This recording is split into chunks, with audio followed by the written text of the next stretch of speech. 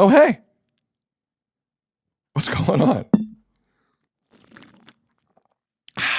What isn't going on? Jeremy in the chat writes the following. The way the show is going, we will be doing a 3-hour show daily. Sid and Azzo live in the studio always, because they're there anyways. I got to be honest with you. The way things are shaping up today, we might have a 4-hour show in store for you. Wait, what? Stay tuned.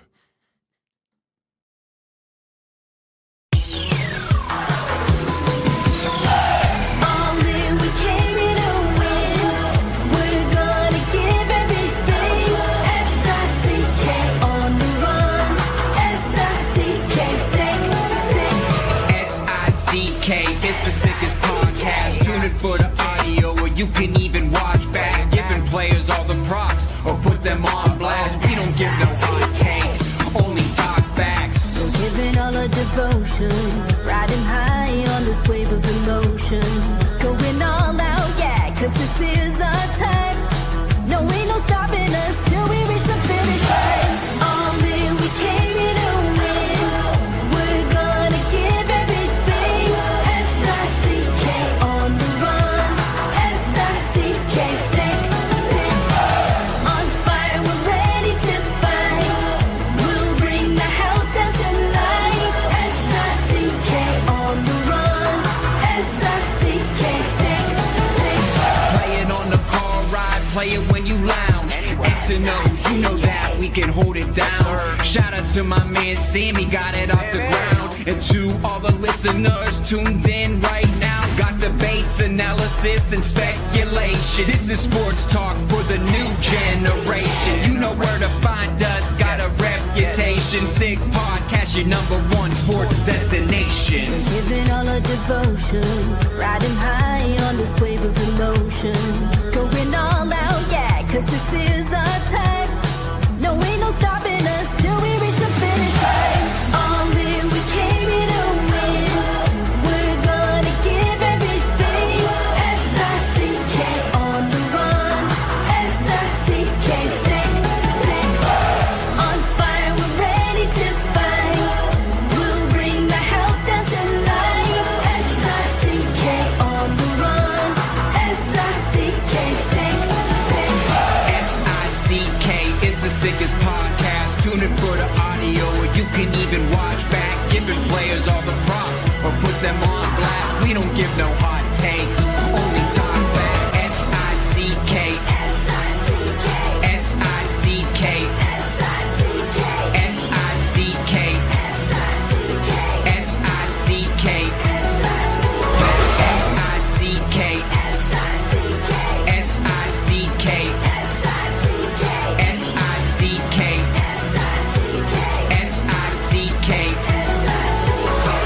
All in, we came in to win.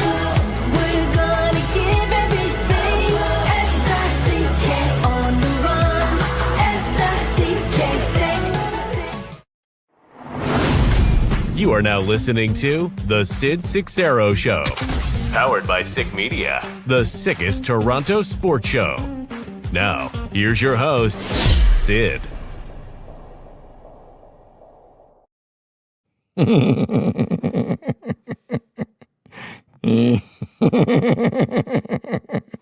What's up? It might be one of those today. Sid Seixeiro Show, powered by Sick Media, on the air.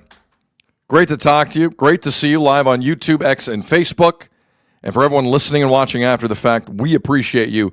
Hit like and subscribe if you want to support this small business operation that we have going here. It is Monday, June the 29th. The trickiest sports news week of the year, I believe. Sometimes it is a dud. Sometimes all hell breaks loose. And sometimes all hell breaks loose on top of a World Cup of soccer, which means more hell is breaking loose. On top of that, in Toronto, it's perfect weather-wise. Like, we're this close to a heat warning, but we're not there yet. This is the perfect type of heat for me. Some people want no heat. Shut up. Heat is the opposite of snow. It is the enemy of a Arctic cold snap. All right? This is perfect. If you're ever going to have a cold beverage outside, it's in this. Feels like 33, 34. Things are getting hot. And not just weather-wise. Sports-wise, it is bananas right now. It is so bananas that Azzo and I didn't stop working this weekend. That's how bananas it is. Tell me about it. So we did our normal show Friday. I can't even remember anything that we talked about Friday. Zero. None. So we came in Friday night, live stream NHL draft, which turned into a live stream Rangers Jays, which turned into a live stream Capo Verde. Can they qualify for the round of 32 in the World Cup? So that all ended. That was one stream. Azzo and I leave. We come back in Saturday night for Colombia, Portugal, one of the worst soccer games I've ever seen in my life. A game where Portugal has a 41-year-old striker in searing heat in Miami, doesn't sub him. Well, that's going to go well. So that's Saturday. Sunday, yesterday, we come back in. Canada, South Africa. Boom. History made. So we did 3 live streams over 3 days, Azzo and I. That's new for us. Other podcasters, that's old hat. But for Azzo and I, this was kind of a new thing. And for those of you who missed it, I wanted to kind of create a visual summary of what happened over those streams, because that was a new experience for us. And the plan was I wanted to create like a clip that was 60 seconds long, quick cuts, pop, pop, pop, pop, pop. And this is what happened over the weekend. I wanted to create a 1 minute long clip. I couldn't get it to a minute. I cut it for 2.5 minutes. Lazy. Because I felt like it was appropriate. Like there were moments of delirium. There were wild moments. Listen, I just felt like we needed a synopsis of what Azzo and I sat here through Friday, Saturday, and Sunday with a lot of you. Maybe not all of you, but a lot of you, and we appreciate you. For those of you who missed those 3 days on this show, settle in, because it went something like this. Shirt are you wearing? That is a terrible shirt you're wearing. Go full screen on this. This is awful. You look like you look like my mother's tablecloth from 1982. And it's done. Yeah. Gavin McKenna. We're here. Chase Reed is sitting at 5.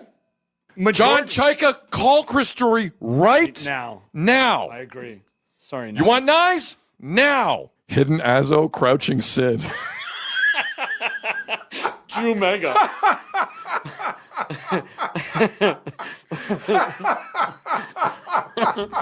And then look at this, right back to back. Joey says crouching Sid, hidden Azzo.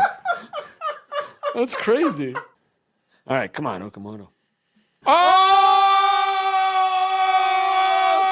That's what I'm talking about. Oh, Hey. God. Okamoto. Dude, he is on fire. Everybody's doing a brand new dance now. Come on, baby. Do the Okamoto. Oh, wow, look at you. Remember you heard that first. I like that. Cabo Verde. It's official now. Cabo Verde going to the round of 32. Next Thursday in Toronto, it's going to be Portugal and Croatia at 7 o'clock at night in a World Cup knockout game. Come on! Shoot it, Steph! Yeah! Let's go! Let's go! Let's go! Stop! Stop! There's a guy I- wearing blue today. Get out of here. Where's your red? Come on. This isn't blue. It's like gray.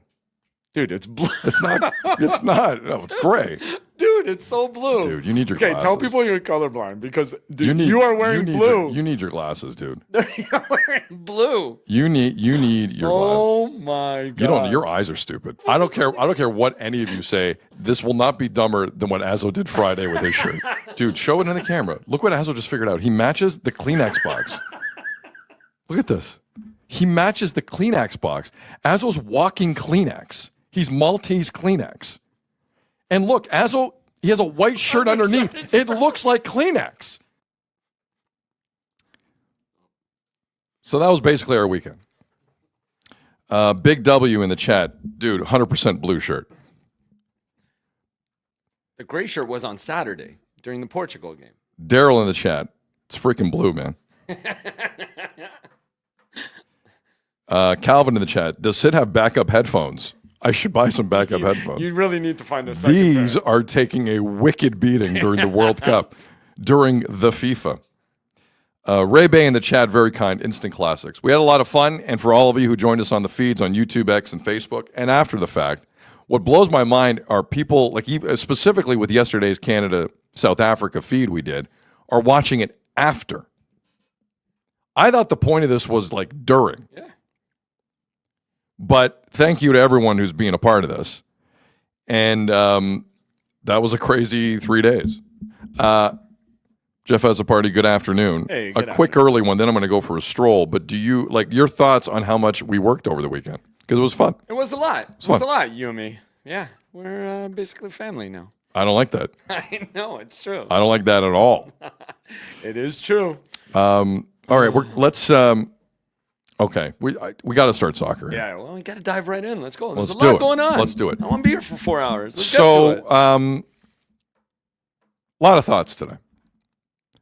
A lot of thoughts today about Canada soccer and the journey and where they were and where the men's program is and where they could be going. And there was a lot of kind of what does this mean for the sport in Canada after Canada beat South Africa yesterday to go to the round of 16. Game goes this Saturday at 1 p.m. Eastern against the winner of tonight's game between Morocco and the Netherlands, a game that you can watch at 9 p.m. Eastern. I think a lot of Canadians may take in that game because it'll probably be 10-1 Mets at that point and everyone changes over. A lot of kind of where are we at here?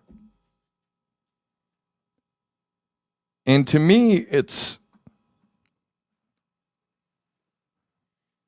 like it feels like the thing about Vince Carter and basketball in this country was for older people, it was irrelevant. If you're 45 and you don't like basketball, you're never going to like basketball. If you're 35, you're 30. Like, no one's pulling that net in. Like, you'll stick around for a run. But, like, how many people in this country wake up living and breathing Raptors basketball right now? I don't know. I think I know. Like, bandwagoning and what does it mean are not the same thing. Like, yesterday, even in the videos that were shown from bars across the country that TSN put out there, I saw, like the FanFest video in Toronto was hot. Like, that was a real crowd. Everywhere else, people were just like, well, that's nifty. Like, that's the feeling. Maybe it's just me. But that's the feeling I got. If Canada had won that gold medal game in overtime in Milan, I think the bars would have looked a little different. So, like, I'm having a hard time digesting the argument that everything changed yesterday with the majority of Canadians. I don't think that's true. I think the majority of Canadians that watched Stefan Eustáquio score that goal against South Africa in the 92nd minute, whatever it was, I think they were amused and delighted. Doesn't change. Doesn't mean anyone's watching Premier League soccer on Fubo TV this fall. Like, that's not what it means. If you're of a certain age. But if you're younger, like, that's where the story is. Because when Vince Carter was doing that, the real secret sauce was what was happening with impressionable minds watching it. That turned into Shea Gilgeous-Alexander. That's the important thing. And how many minds were watching that were also affected with Canada winning a gold medal in women's soccer a few moons ago? And how were kids affected by watching that? It's the kids that I think about in terms of the future. A 45-year-old hockey fan who doesn't know anything about soccer isn't important to the movement. I hate to break it to you. It's the kids. How do they feel about that yesterday? And I think we know that can be a mind bleep for a young person watching that. Like when I'm watching Ben Johnson run back in the day, I don't care what the scenario was. I wanted to run. And then I'm like, Mommy, Daddy, how do you get so fast? And then I'm like, okay, maybe I don't want to run like that and be literally like a thoroughbred horse. But for the young generation of Canadian future athletes watching that, that's massive yesterday. Massive. The rest of it's wallpaper. It's not like 90% of folks in a bar who saw that will not think about it again in a year. It's the kids. And can soccer pull some of these athletes who've been eyeing other sports in this country forever? Youth enrollment in soccer has been number one, but they've got nowhere to go. If Canada Soccer can cast this net properly, and I think Kevin Blue, the president of Canada Soccer, is trying to, they might be onto something here after yesterday. What also blew my mind is, like, let's remember Stefan Eustachio is the third oldest guy on the team. Like, we could talk about kids and the next generation, and Jesse Marsh can do that all day, and I support it. How about this generation that's young as hell? Banged up, but young as hell. The hope this team gives you is extraordinary. There's no 41-year-old striker on this team. Jonathan David runs like it sometimes, but he's not. So that's how I'm absorbing it a little bit. I'm not overly impressed with a bar full of hockey fans watching it, because that's essentially what that is. It's the kids watching it.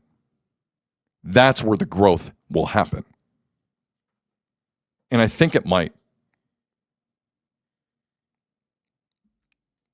I also go back to the old days. And Stephen Caldwell and Luke Wildman, I was in a hurry to get home and listen to that back. And I think I listened to Luke Wildman's call 30 times. Nailed it.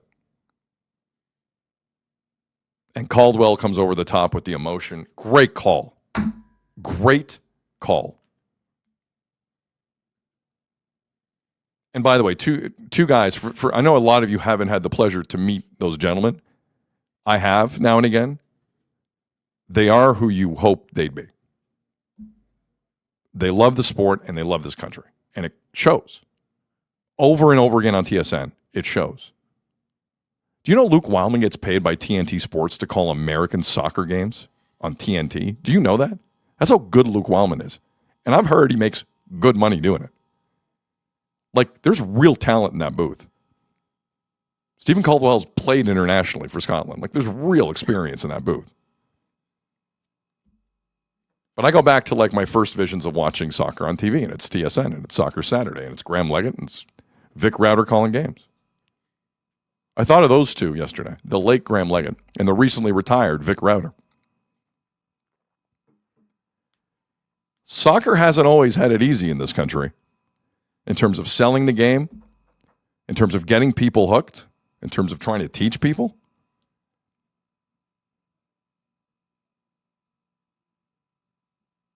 Graham Leggett, for those who don't know, did like a 2.5-hour TV show every Saturday morning, just highlights and scores.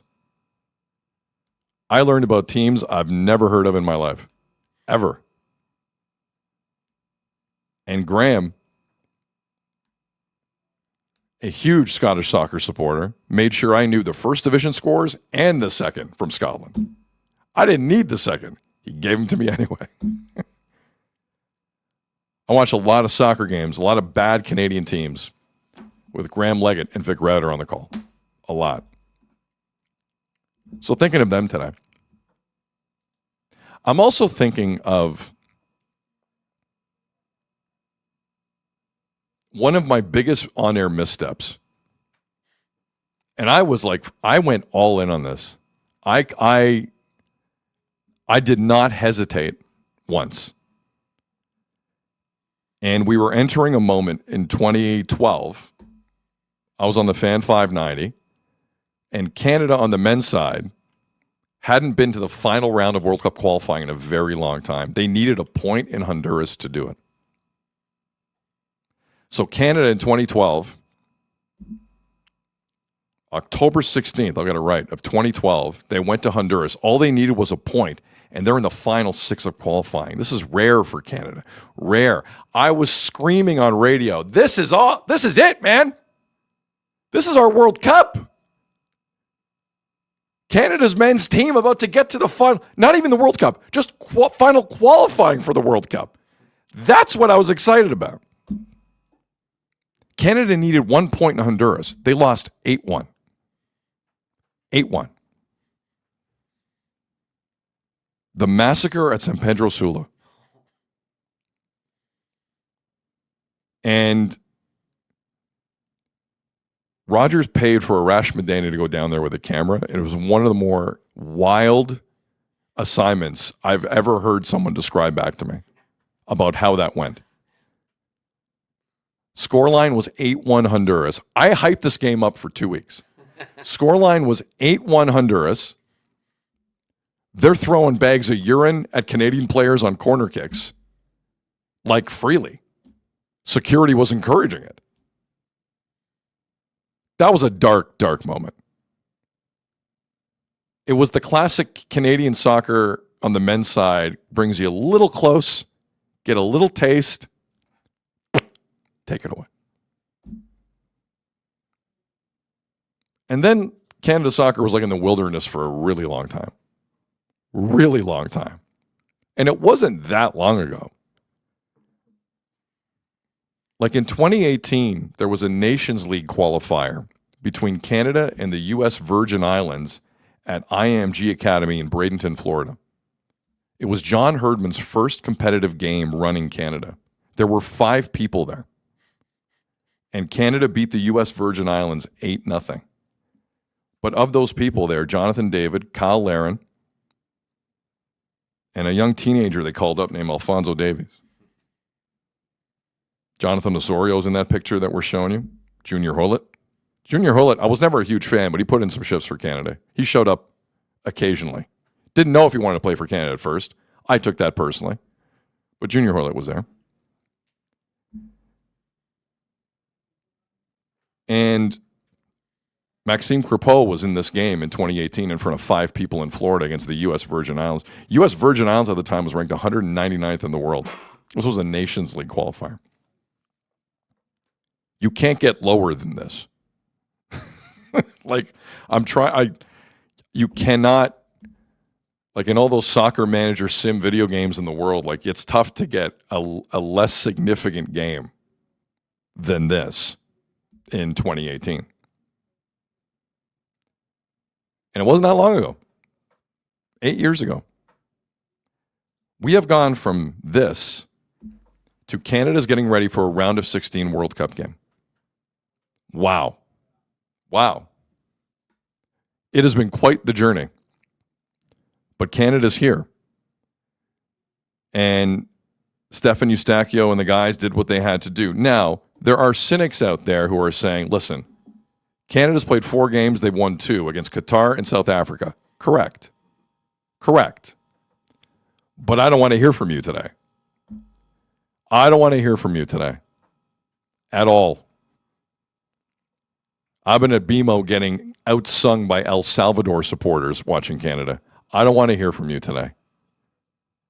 Today is about one of the more significant sporting moments this country's seen in a while. Full stop. And again, it's not the people in the bars who kind of are in and out of soccer, more out than in, that I really think about it all. At all. Because right now in this country, you have to work to watch soccer. It's a streaming service sport, essentially. They're not going to watch anything this fall. They're not watching La Liga. They're not watching the Premier League. They're not watching the Bundesliga. They're not watching the Champions League. And you know it. You know it. They're there for the beer on the nice day. Fine. Nope, I got no problem with that. But for young people watching, it's different. And that's where Jesse Marsch took it on the field after the game yesterday. Does Jesse Marsch know there's cameras there? You better believe he does. But when you've just won and done something a federation's never done before, I think you're allowed to do whatever the hell you want. We'll dive more into the hate on Jesse Marsch tomorrow. We have too much today. Way too much. But for those who missed it, Jesse Marsch congratulating his team and calling them heroes on the field with TSN cameras picking it up. About the 2 years we've been together. Think about how we talked about sticking to the plan, sticking to who we want to be, playing aggressive, accessing your quality. You guys showing your character. You guys are Canadian heroes. Canadian heroes. Canadian heroes for the future children of this country who play this sport. The sport has a big future because of you guys. You should be so proud of who you are. You should be so proud of this game. You never crossed the heat. You went after it, point after point, moment after moment. You are Canadian heroes.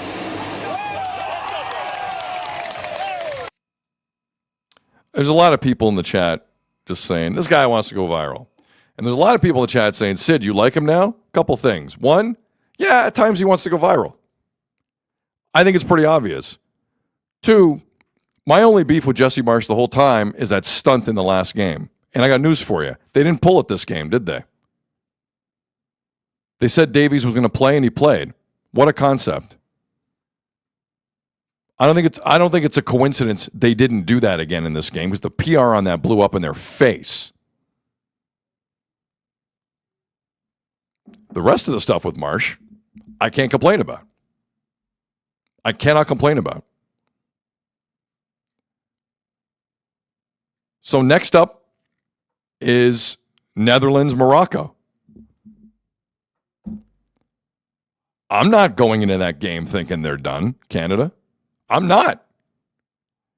Because the other thing with Jesse Marsch that just happened in that game, and if you watch a bit of soccer, you'll pick up on it, is that it's kind of difficult to take out your best central defender in the middle of a game and still keep a clean sheet. But that's what Canada did yesterday.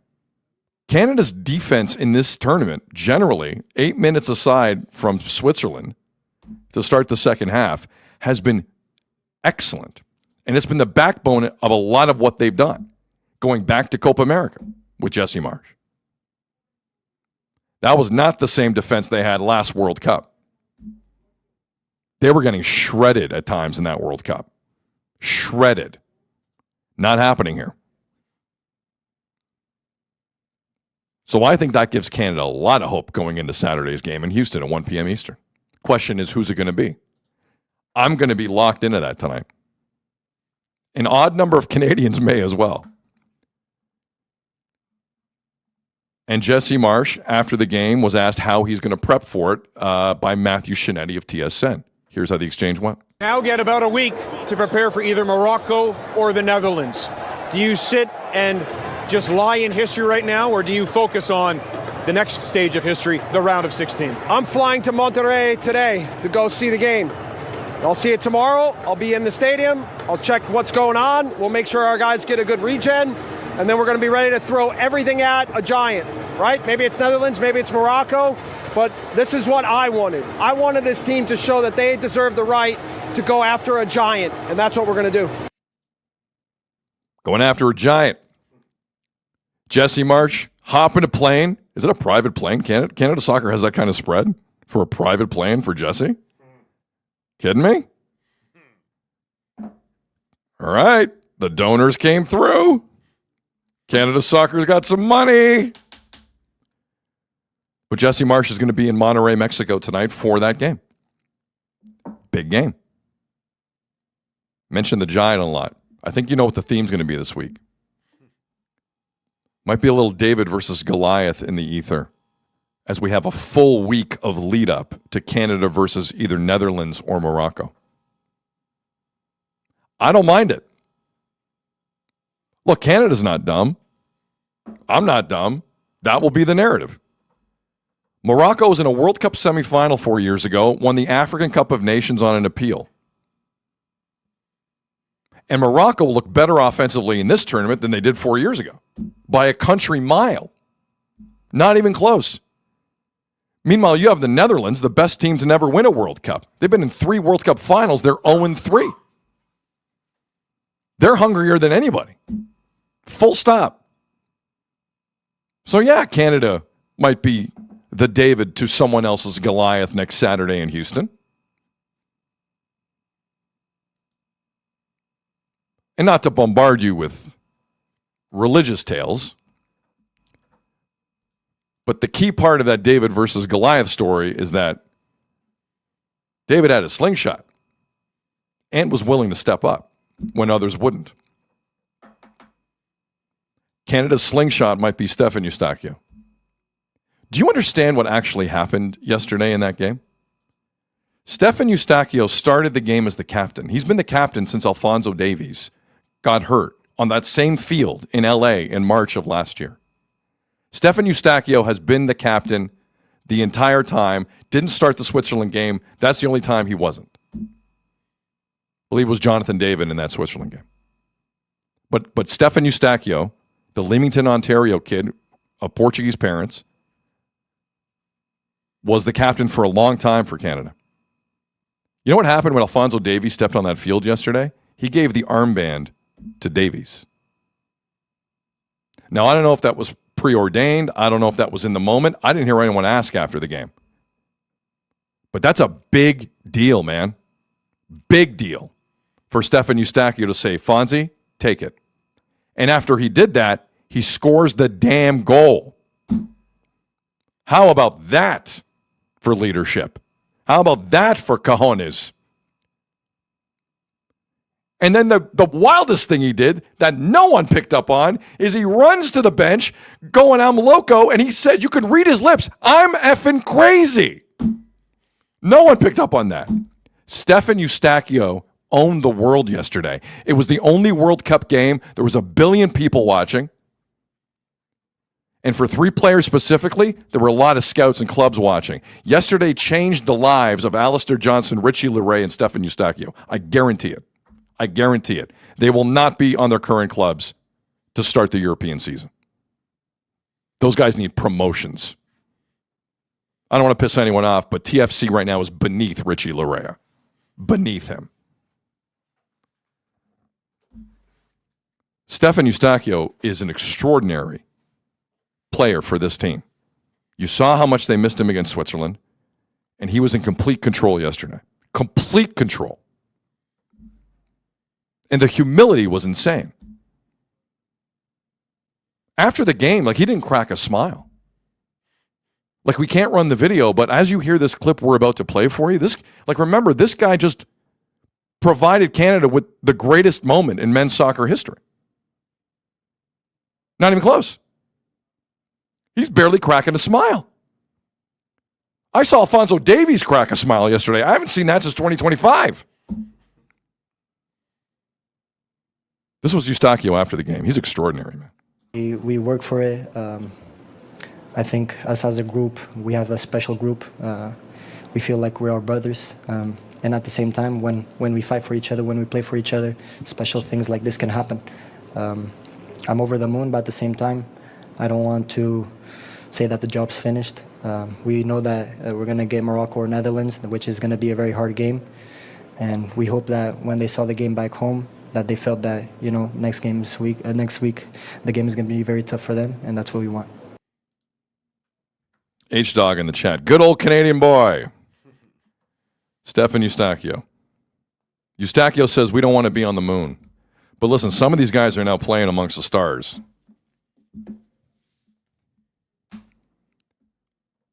And I cannot explain to you how significant it is for some of those Canadian players, the stage they were on yesterday. I know it's South Africa. I understand. They were exactly who I thought they'd be, by the way. But still a big, big moment. I'm still wrapping my head around it. I am not of the opinion soccer in this country amongst 30, 40, 50-year-olds has changed. It hasn't. It hasn't. Because those 30, 40, 50-year-olds are not watching soccer this fall. That I know. Because you got to work to do that in this country now. But with the kids watching that on the floor of their parents' living room or sitting with their soccer team somewhere watching that, game on. Game on.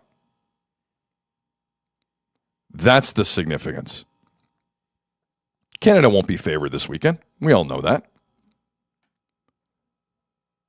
But to tell kids, if you want to do this on the men's or women's side, for a moment this country will stop for you is a hell of a message to send. If you want to grow your sport, it is a positive one. And that is what makes me the happiest. There is still space in this country for that. That's where the game can grow. That was awesome. Mike in the chat, 36 minutes, no Azo. Not true. There was plenty of Azo in a clip to start the show and way too much off the front after that. Allez, Le Rouge! Let's go. Jeff has a party once again. Good afternoon. Good afternoon, Sid. How are you absorbing yesterday? Yeah, just like asking in it. Like, what else can you say? Like, it's amazing to think about where they've come from and what they got up against them. And hey, why not us? Let's go.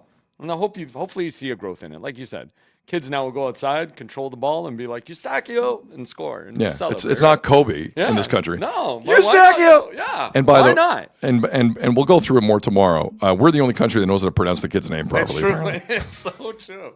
We are the only country. And I'm seeing in the chat a lot of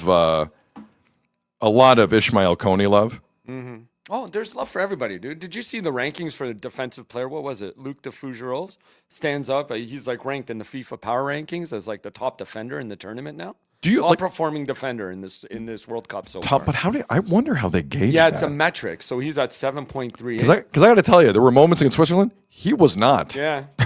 No, I know. And neither was Cornelius. I don't want to pick on just Luc de Fougerolles in one game. But like I can't stress enough how messed up it is to take off a central defender. Mm-hmm. And really kind of not miss a beat. Without a doubt. In a game of that magnitude. It is a credit to Jesse Marsh and the type of team he's put together. That's massive. That's why they got a chance this weekend. I agree. I'm sorry. Well, we've all been preaching it. Like maybe these injuries did like help them a bit because again, it's the depth, it's the talent. The guys have stepped up and we can do this. Like it's amazing. Gus in the chat, touching day yesterday. It was. Marco, first time Canada Soccer has provided that in a long time because there has been some disappointments, like you said. Yeah. Right? Like there are times where the hype has been there, the momentum's there, and then it just comes crashing down. Because so I have to be honest with you, even in some of the Copa America stuff, like it was fun, but it was a shootout. Mm-hmm. Like we went to coin flip land. Yeah. And if that went to a shootout yesterday, Azo, I think the vibe today would be very different. 100%. Even if Canada won, it would be a great moment. Yep. But it's like, and actually, like we were tense for like 75 minutes. We were way tense. And right? like, did you hear Alistair Johnston after the game? Yeah. He was like, I don't know if we had another 30 minutes in our legs in the back four. Even with de Fougerolles was the freshest of the three. Yeah. But the other three probably didn't have much left. Yeah. But I was wondering if that's why Luke didn't start because he's played almost every minute up till this point. Like he's got to be getting tired too. Nope, you're right. Sugar Shark in the chat. That goal is going to be rerun for ages. Like having a shootout be your moment isn't like the greatest moment. A goal like that is different, man. It's just a different vibe. It's a different feel. It's communal. It's just wild. Unless they do it again and then we get a new goal to run for ages, right? Let's go. Like, again, why not us? Let's go. So, yeah, like, what a day. Mm-hmm. They deserve the win. Without a doubt. They're up against Giants now. Yeah, but Jesse Marsh is bang on. I said this yesterday. These are the teams you want to be considered against. So go show that you can do it. And it's a young team, man. Yeah, exactly. Like, people need to keep remembering the level of experience that is happening here. Mm-hmm. And I'm not ruling them out. Yeah. I'm not ruling them out at all. Well, that's what you want to see. You want to see them start playing with some confidence, which you're getting, right? For Like sure. I said, I think it was the second goal in the Qatar goal, which Qatar game, where they just kind of let it flow, and then they were unstoppable. It was amazing. Death Clutch in the chat. I do love me a shootout. Just not with your team. Yeah. Yeah. Alan in the chat. Eustachio will never have to buy a beer in this country again. True. Hopefully not.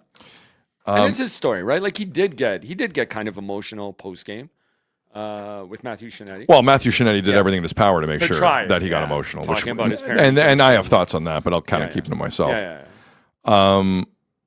No, but it was a moment for him. He's been through a lot. He's been through the injuries. He's been through, right? Like, this personal stuff. Like, his story is great. So for him to do that, and like you said, hand over, step up as the captain. He when Davies handed was the up. captain's armband We saw him pull it up. to and Alfonso Davies yesterday, and he still scored the game-winning goal. And Davies was good. Yeah.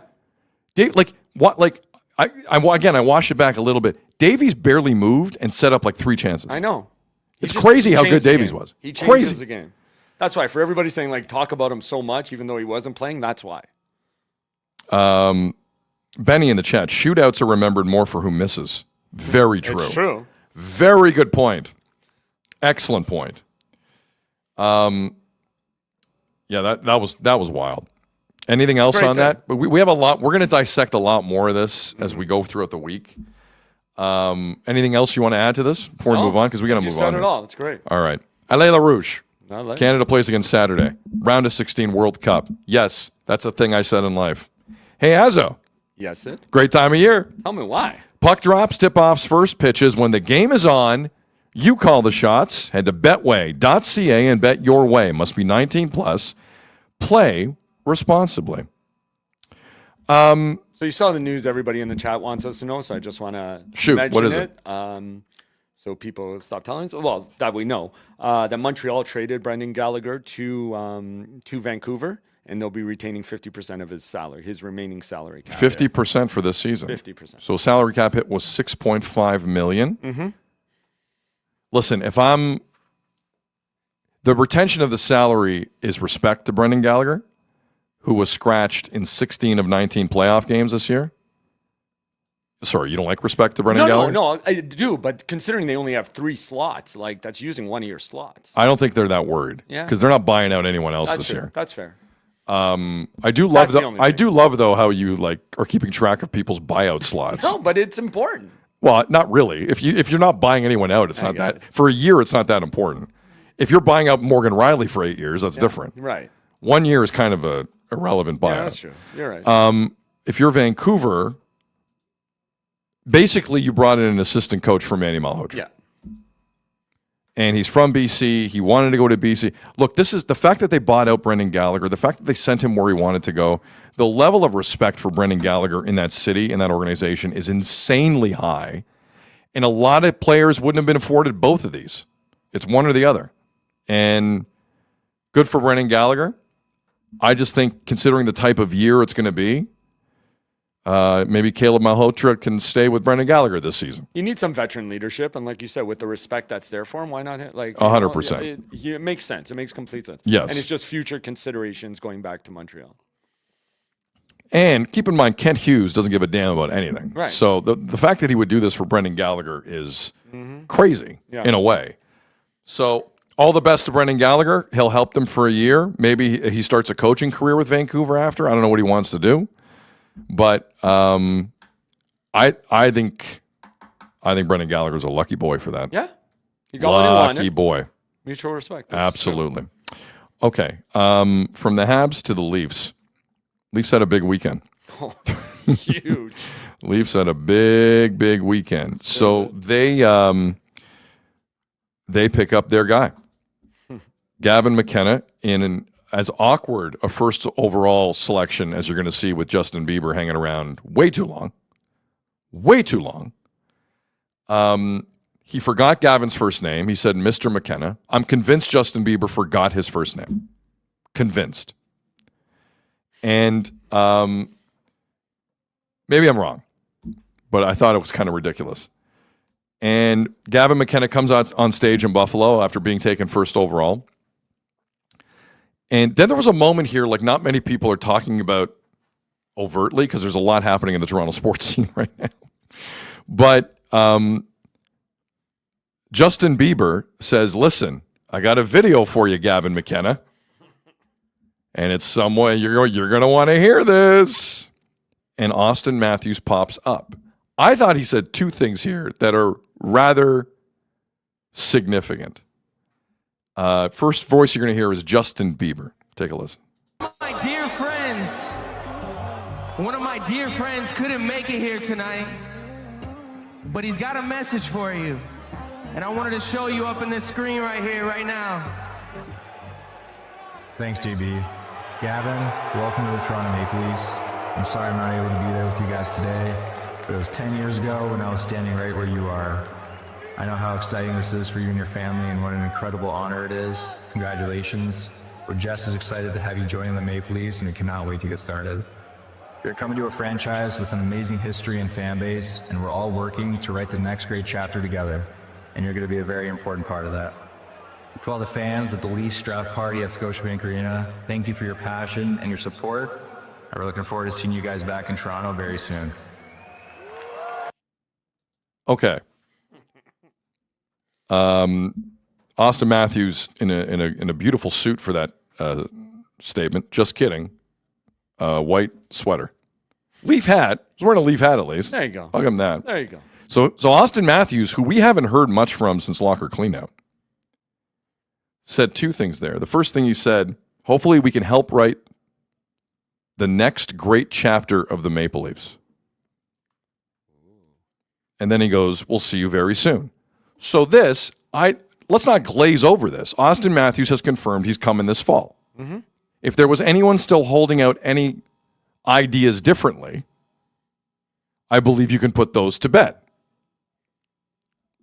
Secondly, we can help each other write the next great chapter in Toronto Maple Leafs history. Azo, am I reading too much into that? Or is Austin Matthews slightly suggesting, I want to be careful how I say this, is Austin Matthews slightly suggesting he's re-signing? Well, you're not reading into it, but Austin was reading that. That was a statement somebody obviously read for him. He didn't say that. He read it. Oh, I don't know. When I think Austin Matthews, I think off the cuff. Yeah, no. Genius. Somebody wrote that for him. He just read it. Again, all right. White on white, like, you know. So you're not reading anything into that? No. The next great chapter in Maple Leafs history. So bland. No, not at all. Not at all. Not at all. Try and right the ship this week. Like, that's it. What does that even mean, right the ship this week? Sorry, this season. This season. Right. Yeah. Try and get them back to the playoffs, and then he can walk away. I don't know. Leafs media. See, my problem is he was so far away, I couldn't tell if he was reading or not. I don't know. Feels like he might have. But like, no, come on, he was definitely. I don't know, but they never cut like. You're coming to a franchise that you don't think that's being read, dude. Come on, that shot was so far away. NHL Productions had the great idea to not take to the video. Just go stand in front of a white wall, wear a white shirt, and then and we'll take video of it from 100 feet away, down in the couch section. Like it made no sense. Like most of the evening's production, it made absolutely no sense. If he was wearing a Leaf shirt, then I'd maybe see your side of it. Amen. I'm telling you. He kept it as neutral as he can. Meaning he could still walk away. I am reading way more into that Austin Matthews comment than most people. Look at this positive Sid. Canada soccer wins, and you're seeing the bright side of everything. The shocks in the chat. He doesn't read that unless he's in, baby. He doesn't read it unless he's in. The Smurf in the chat. Austin's read has no spirit. It's true. I agree with that, too. Jith in the chat. That video could have been pre-recorded for all you know. No, we can confirm it was pre-recorded. Yeah, definitely. That had all the makings of pre-recorded. There was nothing live about it. Viper in the chat. Matthews feeling the spirit. DP in the chat, but he had a Leafs hat on, Azo. Azo's not buying this. No. At all. Somebody probably made him put it on, just like the statement. Too. Well, you like...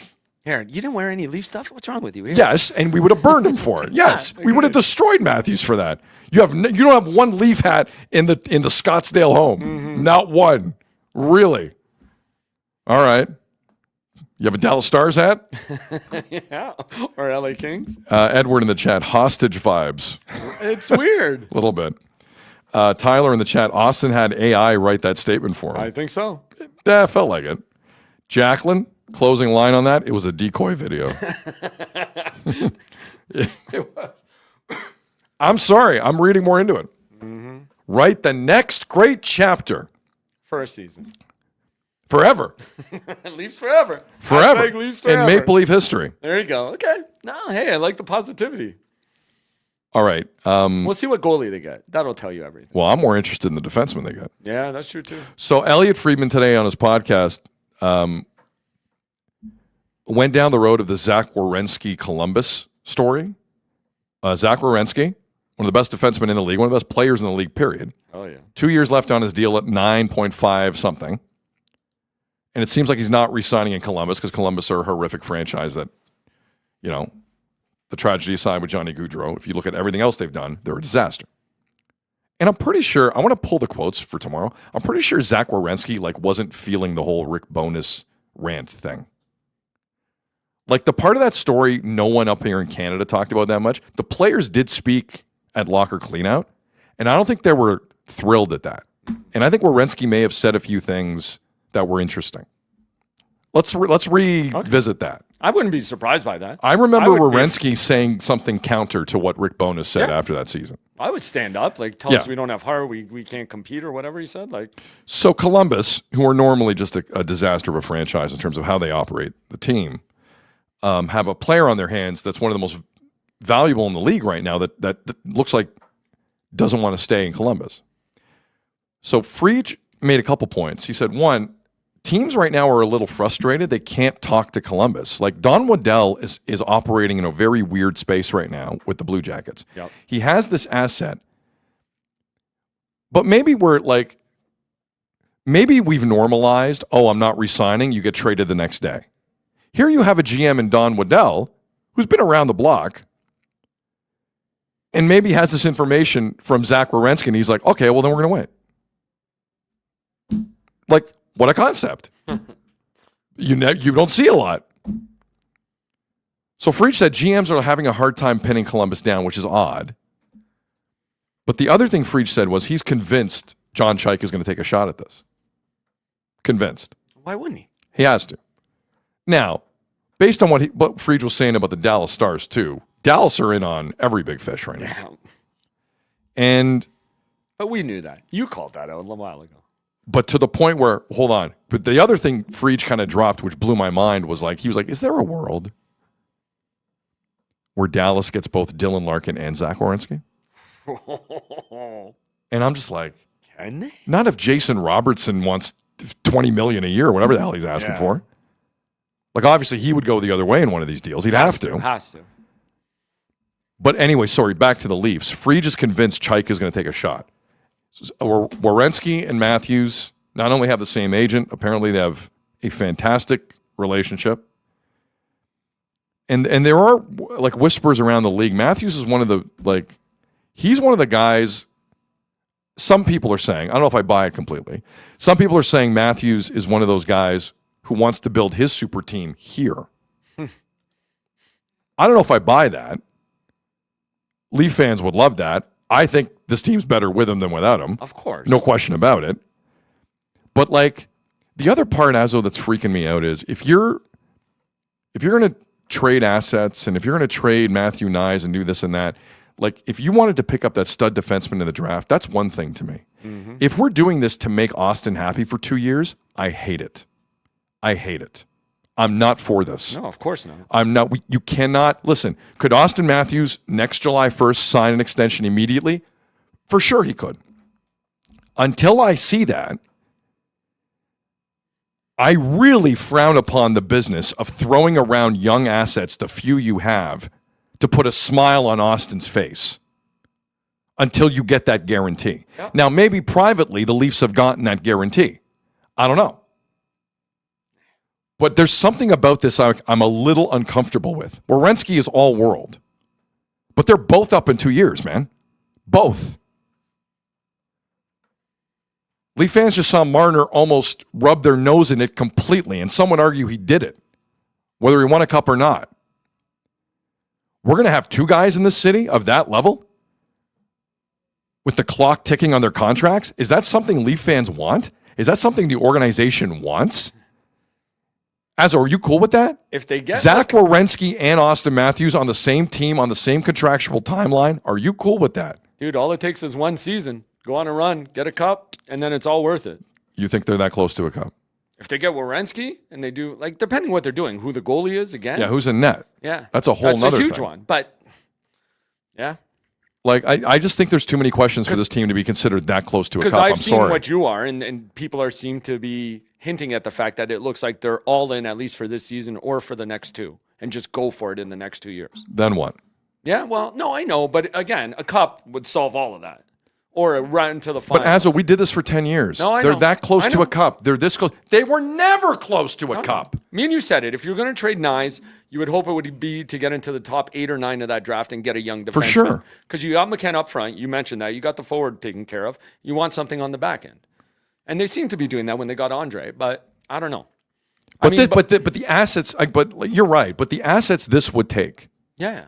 The assets the Toronto Maple Leafs would have to give up potentially for 2 years of Zach Werenski to just make Austin happy freaks me out. But it's not to make Austin happy. It is to make Austin happy. it's not. They're on the same contractual timeline. What else are you doing? You're not going close. for a run for the cup for 2 years. You just finished 5th worst in the NHL. Yeah, but the year How before they close won do the you thing. think you are to winning a cup? The only reason they're doing that is for Austin. That's it. That's it. They are not that close, and they know it. Sergei Bobrovsky at 37 is going to get you that close to the cup? If you sign him? But if he is building his dream team and Hellebuck comes here as his Olympic goalie, and you get Hellebuck and you get Werenski. So what assets you got to give up for Hellebuck now? I don't know. Hellebuck at least assigned for 5 years. Yeah, I'll hear sure. Hellebuck. Yeah, for sure.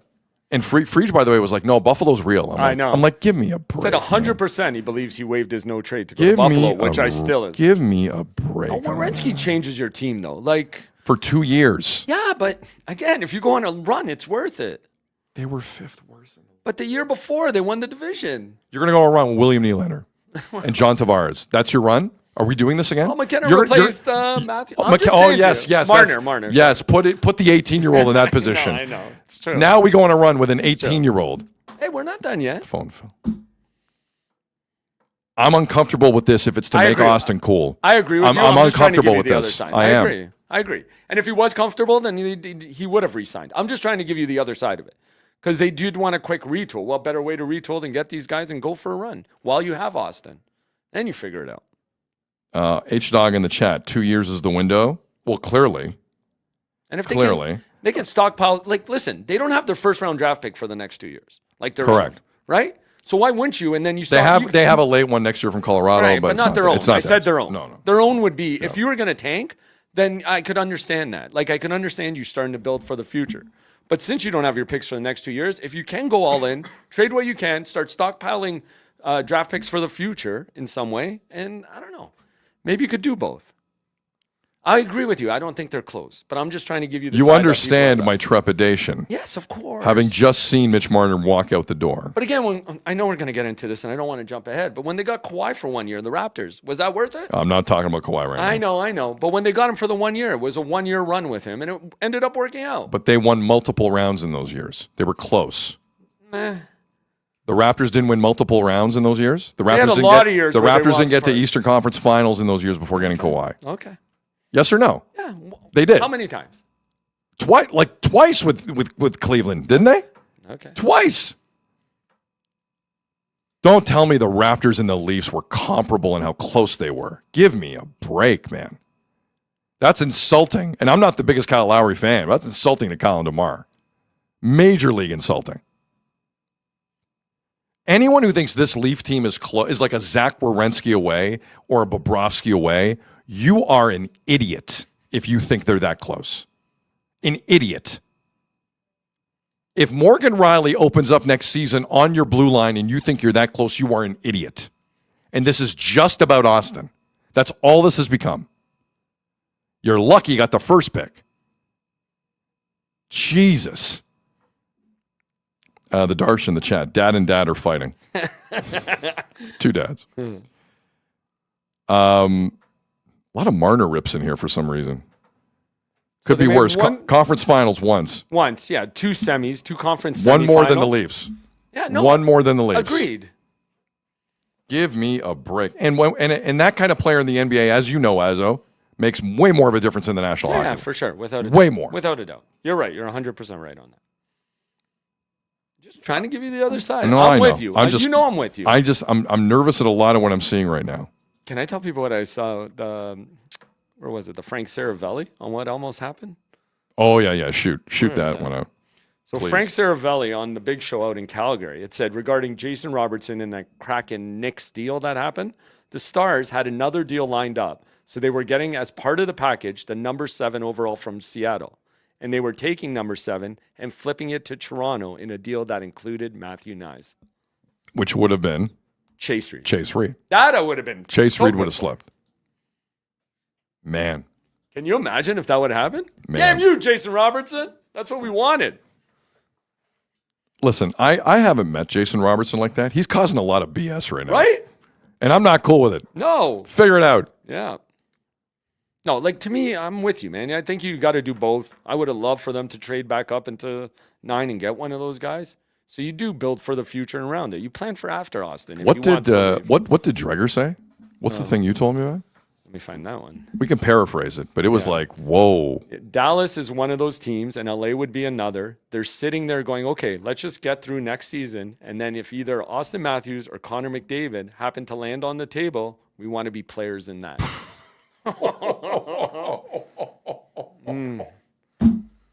I mean, wow. Yes. Death clutch in the chat. Strength and honor, Azo. I don't know exactly what that means, but I like it. It will be. I just, it's the Werenski thing. I didn't think it was that much. Let's make Austin happy.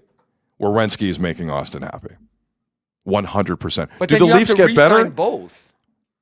Because they both have 2 years. That's why I'm saying they're going for a run for 2 years. You can't do that. There's the rub. Yeah. But if Austin doesn't re-sign in July of next year, I would argue it's not even 2 years with Austin. Same situation as what's going on in Edmonton with Connor McDavid. 100%. Obviously. The notion that it is 2 years with Austin, again, is a fallacy if you are an intelligent organization who's actually proactive. Mm-hmm. And neither the Oilers and the Leafs have shown to be that. And who have At gotten all. bit by it before. Oh, my God. Right? Is there a world where McDavid and Matthews walk away from both Canadian teams for absolutely nothing? I think so. You think there is? Yeah.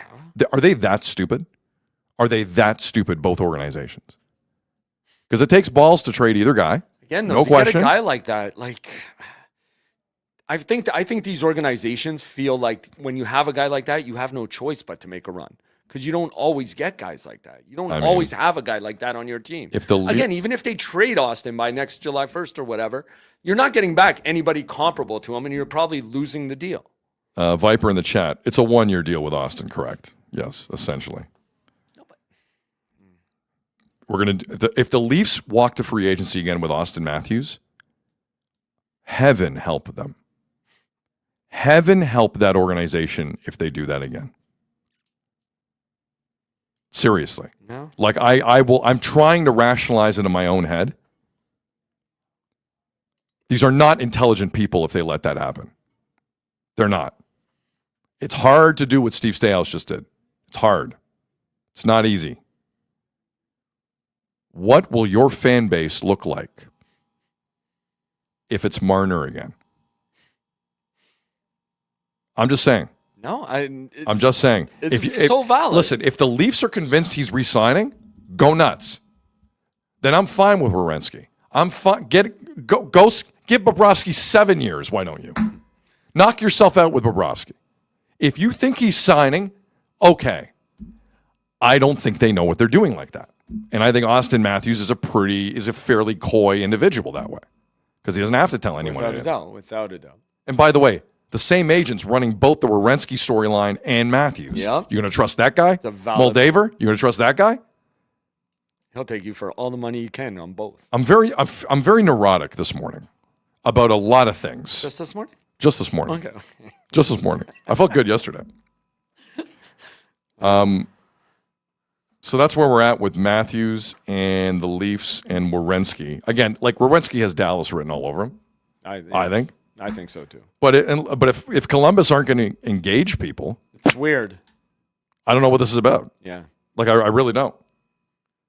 So we'll see where that goes. But, and I mean, I have people telling me Leafs had a good draft. I don't know. I have no idea. I know McKenna's good. Oh, we haven't gotten to the other McKenna, actually. Sorry. yeah. Speaking of Gavin McKenna,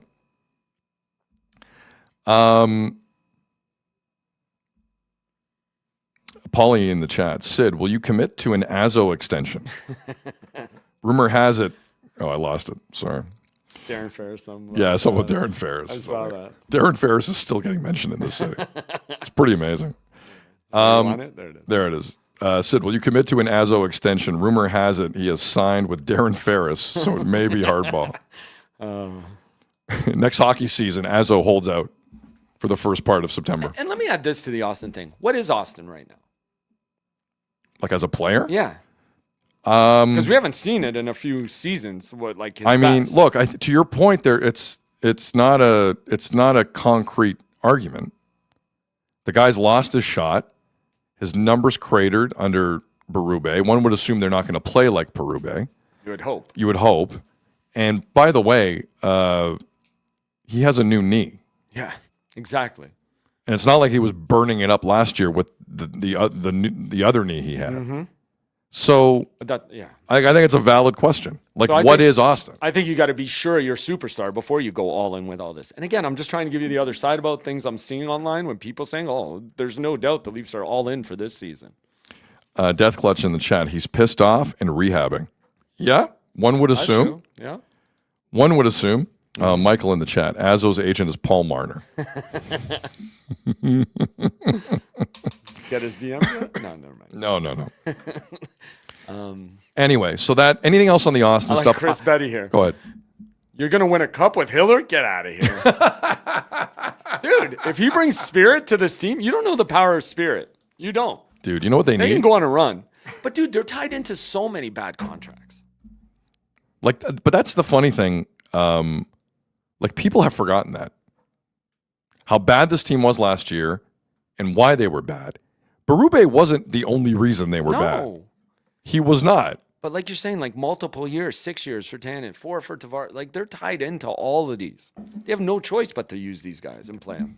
By the way, the other thing Freach said today was the Darnell Nurse market has gone soft.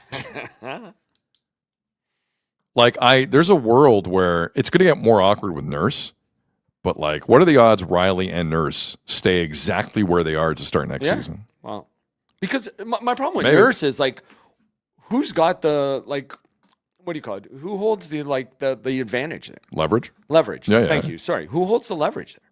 Like, sure, go. You don't want to be there, so why would we give up anything? But it's not like It's not like he's a star. Like if he's Austin Matthews, I understand. But like it's Darnell Nurse, who hasn't had a great year.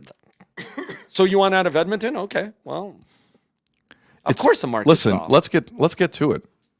It's two really awkward situations, Yeah. and Darnell Nurse. I don't think it's. I think it has to do also with the Babcock thing. 100%. I don't think so, he. too. I don't think he was in the inner circle of any of that conversation.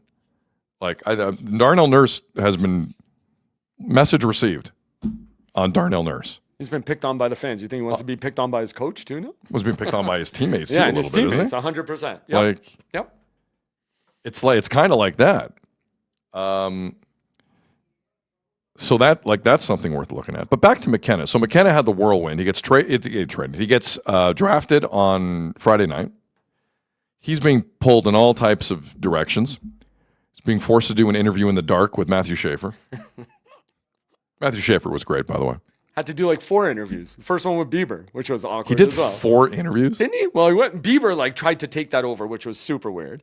Then Ailish, then Schaefer, and I thought he did one more, and then the stuff afterwards, of course. Man, there was a lot. It was a bit much. So then he arrives in Toronto on Saturday morning and does a very brief. It was really just for the photo op. It was a brief and uneventful media veil with Sundin. God, Sundin says nothing. It's Like I don't need it anymore. I'm good. that's Matt why he Sundin does doesn't say anything. So they had the three of them had a media avail: Chaika, Gavin McKenna, Sundin. It was not interesting, but then McKenna scrummed on his own, so all the reporters were around him. Get used to that, kid. Oh well, based on what I heard here and what you're about to hear, he's used to it. I agree. Because it wasn't just sports cameras out on Saturday; it was news cameras, and I believe it was I forget who it was CP24, but I left the question in because I thought it was amazing how Marner still got mentioned. And it was about pressure in this town and how some people can deal with it and some people can't. Like, your thoughts, Gavin. And there are elements to this answer that are better than any answer I heard from Mitch Marner in the city. Or William Nylander. I don't want to just pick on one guy bad with the media. I'll pick on many. Or John Tavares. I agree with all of that. The answer you're about to hear is as genuine and intelligent as you're going to hear from a kid that age, and it's stunning some of the garbage we've had come out of that Leafs room for as long as we've had it. Question first, then the answer from Gavin McKenna. I mean, you're used to pressure. How, I guess, worried are you about the pressure and the microscope of playing in Toronto? We've heard guys like Mitch Marner talking about the challenge with that. How worried are you about it? Yeah, I'm. It's something I haven't, been too scared of. I think I've kind of learned how to deal with it from a younger age. This year, especially with the draft and being the first kind of guy to go to college, there was a lot of eyes on me. So it's something I've just kind of learned how to deal with. And I think when you're playing hockey, you kind of just block it out. I think if you're staying off social media and stuff like that, it's a lot easier. But yeah, like I said, it's nothing I'm not ready for. Boom. Love it. Love it. Boom. I don't know if he's going to score more than 10 goals in the NHL. No. Have a feeling he will. I don't know what his career is going to look like. He can handle Toronto, no doubt. His comments about wanting to be a villain or he's okay being a villain when they go to places like Buffalo after getting drafted there was amazing. Talk about it being one of the largest markets or the biggest market in hockey and happy to be coming here for a fan base like that. He's saying all the right things. He's great. You know what that tells me? These kids coming through right now are way more social media trained than others have been. Way more. Not that you can't learn, but these guys are coming in knowing what to do, what not to do. Mm-hmm. Like, there was a time in a draft, and not just in hockey, but in all drafts, I'd read 5 stories of some stupid thing someone posted when they were 14. Yeah. Or 15 or 16. I'm not seeing that as much across the sports. Maybe it's just me. But that used to be like an annual right of draft. Yes. 5 people would sink like a stone in the draft in terms of what their value is because they did some stupid thing on social media. Mm-hmm. It's not that hard, guys. Michael Kirkpatrick. That's the spirit we need. Yeah, that's the spirit. He's got spirit. How about you? The Leafs' new phrase. Oh, man. No, I think you're bang on with that. And it like speaks to the teams or these guys working with mental coaches and stuff too, like how to deal with stuff, what to stay away from. Like it's the new world, man. But that kid has also been away from home since 13 or whatever it is. You bring that up, so you're bang on. He hasn't it's not like he grew up in Toronto then went to like the far-reaching netherworld of London, Ontario. He's been putting on it's a different world he's been in. Yep. So he's like the one thing I do love about the pick. I'm not saying like Ivar Stenberg who went to San Jose isn't this. He has seen a lot of stuff. Been on his own, had to cope, had to deal. Yeah, of course. Adapt, I think would be the right word. Like the pressure of Whitehorse on his shoulders after a while, like everyone it's not nothing. It's not nothing. By the way, them playing Yukon of Justin Bieber after while Bieber's talking to him. Is that what that song was? Yes. Is that what that was? Yeah. Because people love that track. It's a great track. I used to love it. It's awesome. But just kind of corny. Any draft stuff from Friday you want to empty the tank on before we move on here? I think we're good. I wish the Leafs would have got back in there, and I can't believe. I thought they were going to. The Sharks made out like bandits. I don't know what else to say. Sharks. And then the Sharks drafted the 7'1" defender at the end of the draft. To end it, yeah. 201st pick. Wow. Dude's a monster. Chris Betty in the chat. McKenna will stick up for his teammates too. I mean, I don't know about that. Well, let's see. Hopefully. Paulie Mack in the chat. Gavin's hair will never be dry.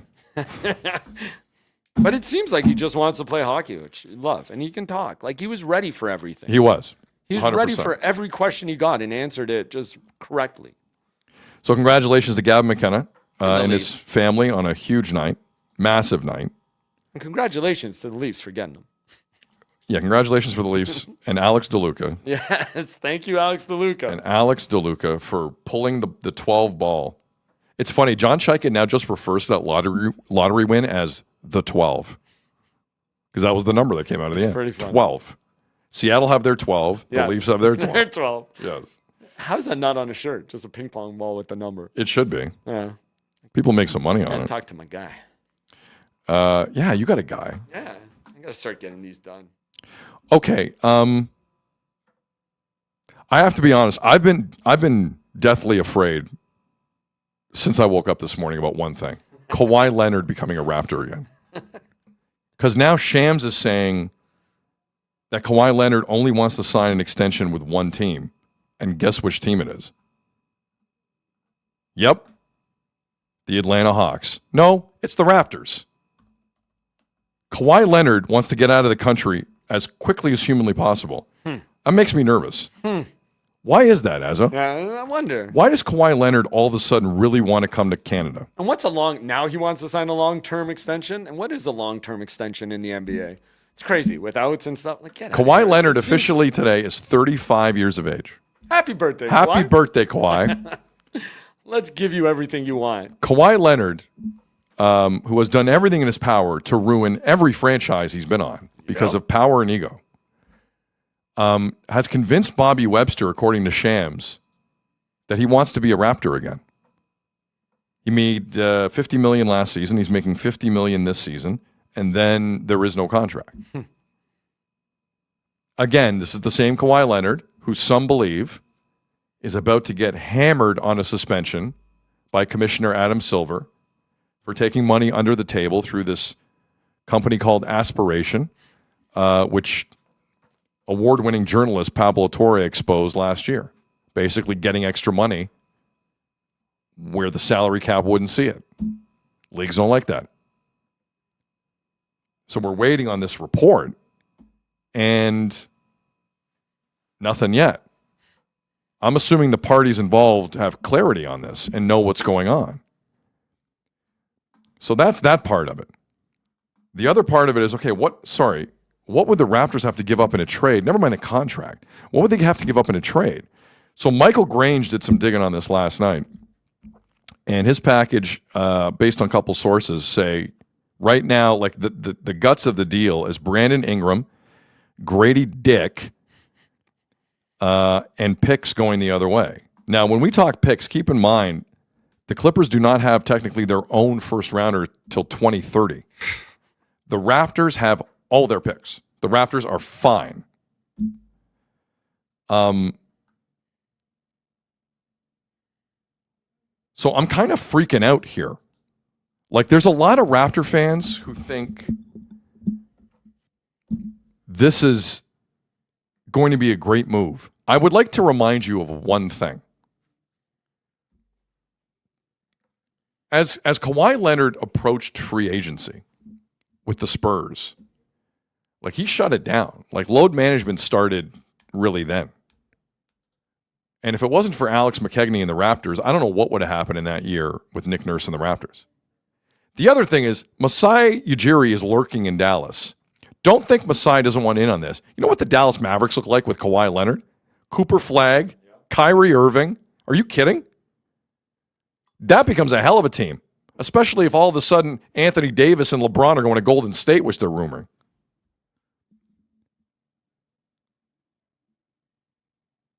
Now, there's a part of me, if you don't give up Scotty or CMB, I can stomach this better. But I want to make this clear, and I made it clear last week. I'm going to do it again.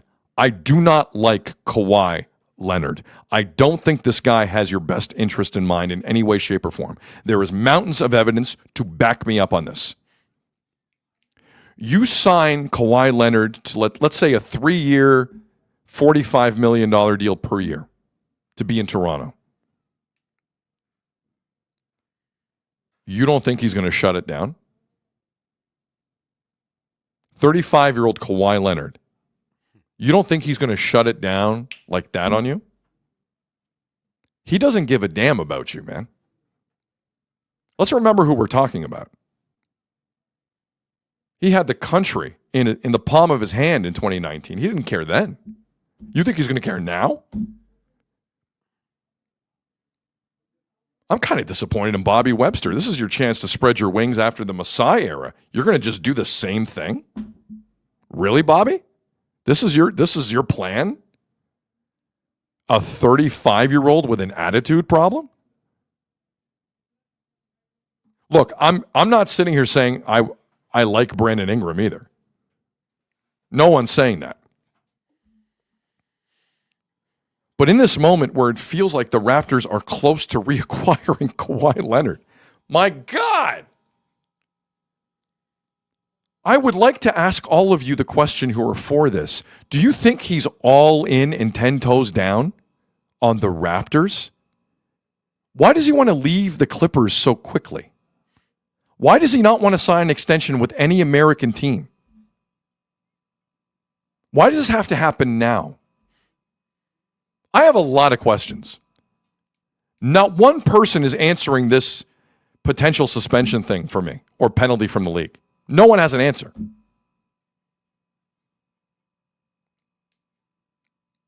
Even if you keep your most important pieces, even if you threw in Emmanuel Quickly in that contract and kept RJ, you keep RJ, you keep CMB, you keep Scotty, and you add Kawhi. Even if you did that, which doesn't suck necessarily, I don't trust him. I don't trust him. And why anyone in Toronto, including Bobby Webster, trusts him is one of the biggest questions I've had in this city in a very long time. This is the biggest question I have since the Maple Leafs just let the no trade protection happen for Mitch Marner. Just let it pass. This will be the craziest thing I've seen in the city since then. Why would you do this? You think you're that close? You think you're that close? So listen, someone to our conversation earlier, someone inside MLSE has told the Raptors and Leafs they're this close. I don't think that's true on either front.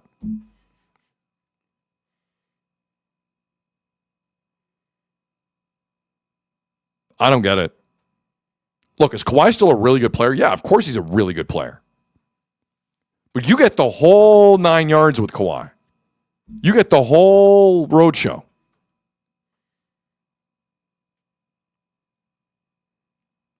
When this guy went to the Clippers, man, like it was just one moody thing after another, and it wasn't that successful.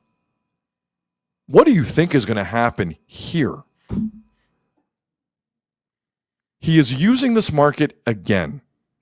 And I would argue this time is way more egregious than the last time because this time the Raptors have power over it. They can control some things. You're still going to give this guy everything? Really?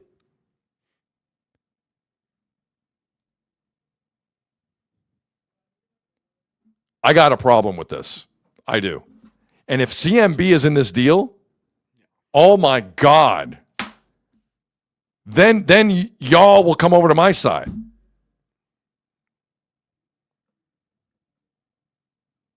Azzo, I don't know what's going on here. It is. What's your take? Because there's been a lot in the last happening. kind of 12 hours specifically. Yeah. Like, where are we at with this? So like, for the deal that like Grange reported or the reports are out there with Ingram, really in the end, what difference does it make? Because neither one might be healthy when it comes down to it in the playoffs. But yeah, Kawhi walked away from McKechnie and all this stuff he had here. It was crazy for no reason. Just to go ruin another franchise. And yeah, I wouldn't trust them. And yeah, just hold firm, Bobby. You CMB, Bobby, you can't, man. Who is reportedly what the Clippers want back. They want CMB. No, do not do that. Hold strong on that. If that's the deal that's on the table, honestly, I think I'd be okay with it. To get rid of BI. And again, it's the NBA. You have to explore these trades or your team's not taking the step up. You don't think with that, the Raptors do go up to a top 3 team in the East. If they have CMB, Scotty, and Kawhi, and the other pieces. You think they're better than the Heat with Giannis and Antetokounmpo? Yeah. Well, yeah, I do actually. And Bam. So how do the Raptors compete with Miami in a 7-game series up front at center and power forward? How do they do that? No, but let's suss it out. So the Raptors, can the Raptors right now, let's say Jaylen Brown stays with the Celtics. Yeah. Raptors get Kawhi and that's another. and I'd keep rather all their Jaylen pieces. Brown. I'd rather Jaylen Brown. I think you and I are both on team Jaylen Brown. Of course. That might cost you CMB. But in terms of, okay, so can they, right now with Kawhi, can they beat the Celtics in a 7-game series? Yes. Well, that's hesitation from Jeff Hasselparty. There it is. But the That's a Celtics worry me a hesitation. lot more than Miami. I just don't think Miami's that deep. Like, Miami would throttle them up front. Throttle. It wouldn't be close. Pirtle would tap out after game 2. yeah, for sure. Well, He wouldn't want any part of it. Remember, Pirtle's still being paid by this team. That's Bobby. Fix that, Bobby. That's the real issue. Try and fix that. yeah, Do they beat Detroit in a 7-game series with Kawhi? that wouldn't be tough. I think they beat Cleveland last year. Yeah, for sure. No question about it. Definitely. Do they beat Detroit? That'd be a knockout series. But Detroit always folds too. Like they've never really played up. Well, Detroit, they won a series last year. Yeah. They had a good season. They had a very good season. Now, Jalen Duren might be gone. They might have an issue with the restricted free agent center. Do the Raptors beat them with Kawhi? Maybe. I'll give you a maybe on that. Do they But they're among those teams. Is what I'm saying. Do the with Kawhi. Raptors beat the Knicks in a best of 7 with Kawhi? No. They never beat the Knicks with anyone. Yeah, exactly. The Knicks are the one that's up there, but I think they're in the conversation with Miami. You're right. Up front, they might get dominated, but in the course of a game, I think they're way deeper. They're way better. They have a better all-around team. The Raptors? The Knicks or the Raptors? Sorry, the Raptors do against the Heat. So I just think the front court gets annihilated. But it's not going to happen all game. It might. Like that. I think it puts them in the conversation with Boston, with Detroit, and with Miami. There were moments against Cleveland. Like Cleveland are not as good up front as people make them out to be. Yeah. But there were still like in the big moments in that Cleveland series, it was like, whoa. Okay. Maybe size is important. Just a little. But I don't think the Raptors can take that step without doing something like this. Like that's where Bobby's hands are tied. How do you? Who's out there that they can get to try and take that leap to get among those teams? Young man in the chat, Bam Adebayo isn't who you think he is. Yeah, I think I he's agree better. with that. I think he's better than any Raptor big though. Yeah. So, but They let's have work to do. No, that's my point. Pirtle's the anchor. But CMB should take a step forward. Like that's a lot on CMB. He'll take a step forward, but they like, do need one more big. but I like get it. But I also an think they need all-star, better no. guard play too. They do need better guard play. Like, what are you doing with quickly? Like, Yes. here's my biggest problem with this. No, I shouldn't say that. One of my problems is, if you bring in Kawhi, okay, you still have a point guard issue. Mm-hmm. You still have a center issue. Like, these are not small things. Right. Like, you're bookending issues. And added maybe a malcontent who's going to make $50 million a year on you and do whatever the hell he wants. Because that's what Kawhi is. Yeah. By the way, someone in the chat was like, Kawhi had one of his best point seasons last year. Clippers finished 9th in the West. But they 9th. Yeah. But Toronto would have ran over Cleveland if they had Kawhi instead of Brandon Ingram in that series. That series I'll ends in give 5-6. I'll give you that on Cleveland. And then look where Cleveland went. I don't believe they would have beat Detroit. I don't believe they beat the Heat with Giannis. I don't believe they beat the Knicks, and I don't believe they beat Boston. So are they that close? I have a problem with the notion they're that close. I think it's a series. I think it's a series with all three of those teams except No, the but Knicks. you're not bringing in Kawhi and paying him this much to make it a series. Can you beat them or can you not beat them is my point. And I don't know if you can. I think years ago, when they traded DeMar, it was also a world where like it was obvious DeMar and Kyle together had a ceiling. Now, to be fair with them, LeBron was in the East. That's the one thing with all of them that you need to remember. Of course. The second LeBron left, then they made the move. Giannis hasn't left anywhere. Giannis is still in the East. And you don't know how the rest of this, LeBron could end up back in Cleveland like this with his son. You don't know how that's going to play. But it all begins on Wednesday. Happy Canada Day. Azzo and I will be here. Honestly, the extension scares me more for Kawhi. Like, how many years are you going to sign this guy for? I hate the word long-term in front of it. So how many years do you think he's thinking? Because that's Yeah. the other part. See, Shams didn't have like the length of the contract. Right, but they keep saying long term. Like, to your point, an extension should be long term no matter what it is. But to keep insinuating like long term, like, I don't know what that is. Wow, Japan is up on Brazil in the round of 32. Oh! This was predicted. Oh! Nippon! What is going on here? Bad giveaway. Who was that? Is that Danilo? Oh, that guy's cooked. The witch. Oh, what a goal. That is a great goal. What a goal. The witch doctor predicted this. You and your witch doctor things. Did the witch doctor actually predict this? Yeah. Said that Japan would beat Brazil? Knock out Brazil in the round of 32. What a goal. That was a great goal. Brazil have a goal in them. No question. Brazil have a goal in them. You know Japan has another one. You know Who won Japan? You know what Brazil has? You know what Brazil needs? Kawhi. That's what Brazil needs. I just think this is the state of the NBA. Like, you need, when a player becomes available, you got to check in and try it. I just can't believe it's gotten this far. And yes, just please don't include CMB. So what happens if they include CMB? Then it's dumb. Like, So you're out. If they include CMB on Kawhi, then it's in out. the future. I think you're building something here around All them. Again, like, to our points, you need guard play and you need a center, and I think they're set. They can make a run for years.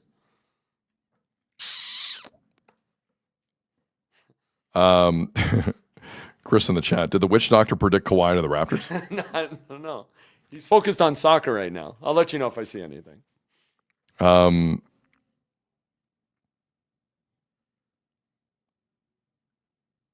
mean, I keep asking this. No one has an answer. Make a relax in the chat. Do we know if Kawhi faces discipline for the aspiration tree thing, or is it just LA? The speed with which this is happening says it might just be LA, because Kawhi knows he has power in this. I don't know. Kawhi's skated on a lot in his career, so why would this change? Like, the Clippers should be the ones eating a lot of turd on this. Yeah. Like, we're talking multiple firsts, which is why they want firsts back as well, I would guess. But hold true, yeah. If they're desperate, I just hope he stays true to that. And again, getting off of Ingram for him, I would do that. I have a bad feeling about this. Well, of course. Azo, Didn't go so well. I have a bad feeling about this. We won a championship. They won a championship. All of a sudden, Kawhi wants to be in Canada again. All of a sudden, the Clippers really want to do go to this. the U.S. to play. No, never. He'll avoid all the games. He'll never go through customs. Only play at home. Hey, No. that'll keep him healthy. Load management. Not play in the U.S. Maybe. And remember what he did in January. You wanted to bring this up. Oh, yeah. Bring it. Okay, so Azo said to me, do you remember the thing in Scarborough with Kawhi in January? And I'm like, I remember kind of seeing it, but I barely remember it. And Azo found it. His Kawhi's social media account posted this. Grateful for the opportunity to put an indoor court in Scarborough, Canada. Thanks for that, guys. Scarborough, Canada. I organized a free camp for boys and girls. Special thanks to Mayor Olivia Chow, Tat Stadium. See, he's been planning this for a while. He's always wanted to come back. Come on.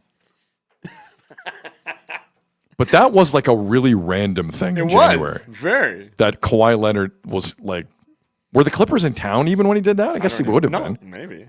Or was it All-Star break? I don't know. It was in January. No, it wouldn't have been. I guess. It was super random when that story hit. By the way, it's Kawhi's birthday today. I know I've mentioned that already. I'm going to mention it again. He's 35 years old today. What a gift. Come back to Canada. Come on. The gift that keeps on taking. Kawhi Leonard. Oh, boy. Yeah, I just wanted to throw that out there because Azo found it, and I thought it was kind of relevant. Maybe some tax benefits to that? There's tax benefits to everything. There's tax benefits. He also opened one in the everything. Cayman Islands. Very true. He did one out there, too. See, Brazil's losing, but hey, they have 63% possession, guys. There you go. So it's like they won. Incredible. Sorry, is Saravelli saying Patrick Kane might go to the Leafs? Are you seeing this in the chat? No. Dial up Frank Saravelli. Yes. No one throws a stick of dynamite into Yes, something boss. like Saravelli. It's true. Can you read the tweet from Saravelli? No, I'm not seeing it yet. Oh, okay, sorry. It's not here. I don't see it. That doesn't feel good to me.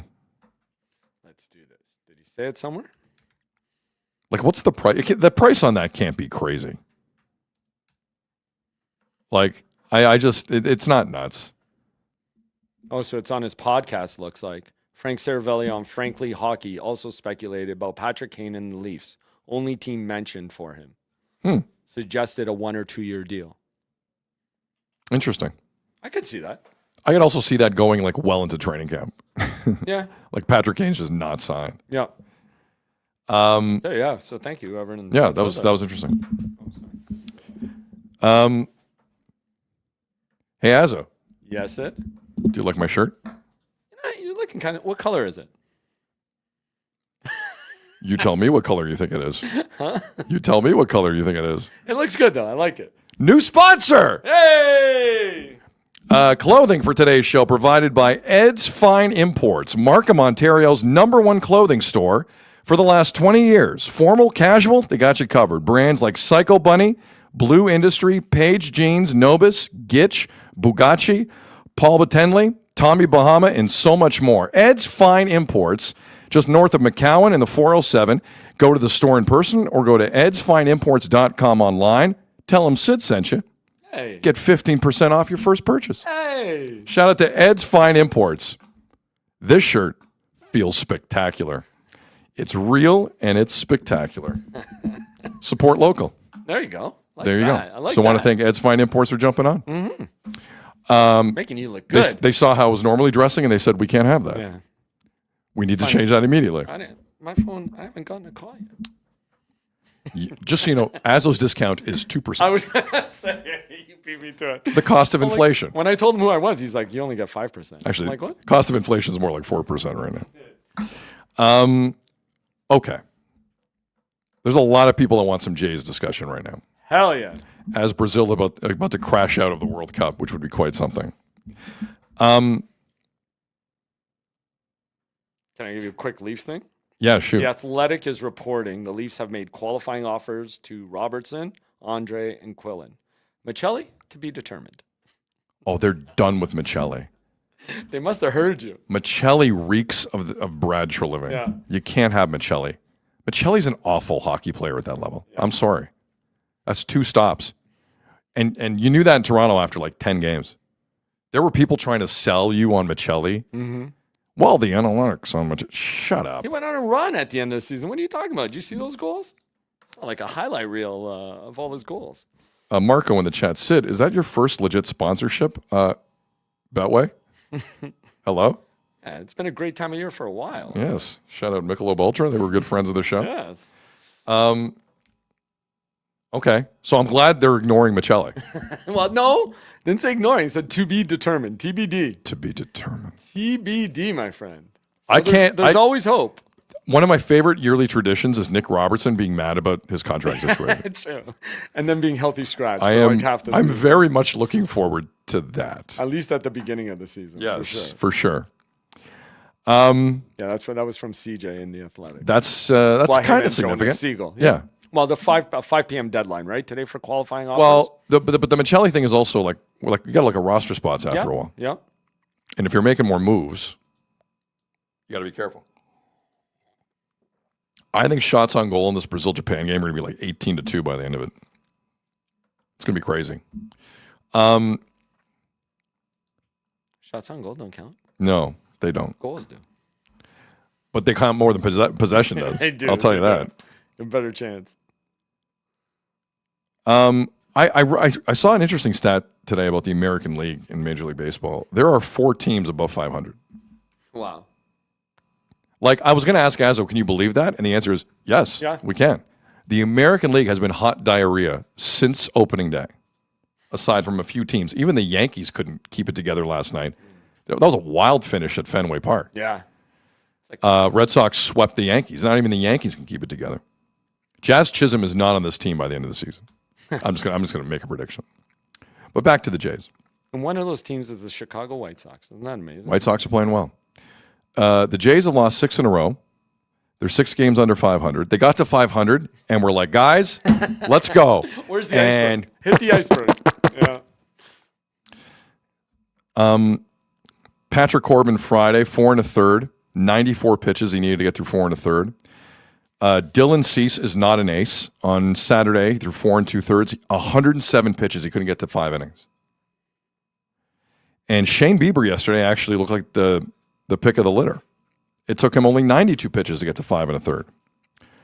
The Mets are in town. Bo Bichette is back in town. Trey Savage, Sean Manaea is the pitching matchup tonight. The Mets are 14 games below 500. You would think the Jays have an opportunity here. The Jays are awful right now. Awful. They are rudderless. They are leaderless.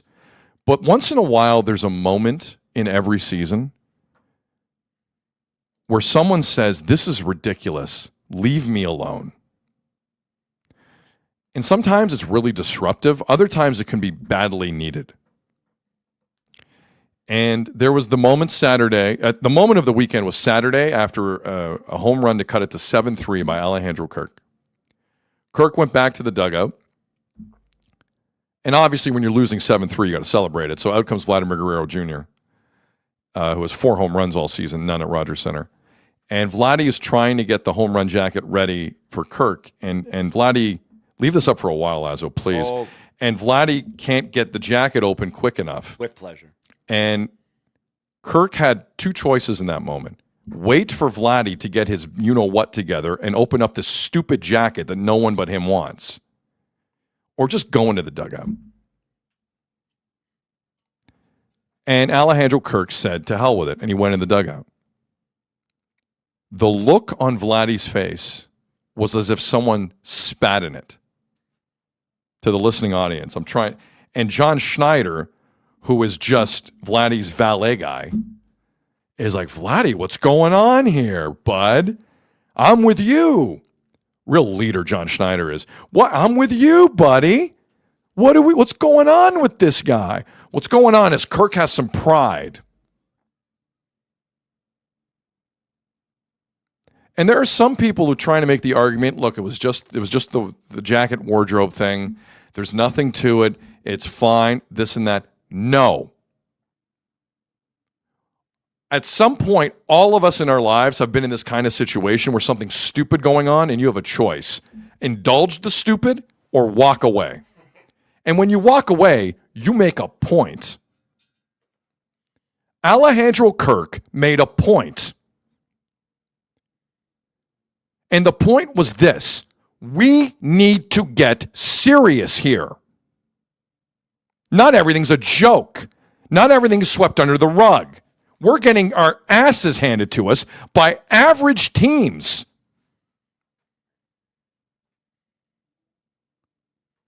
And I've had enough. And Vladdy has no idea what he's talking about. But we're having fun.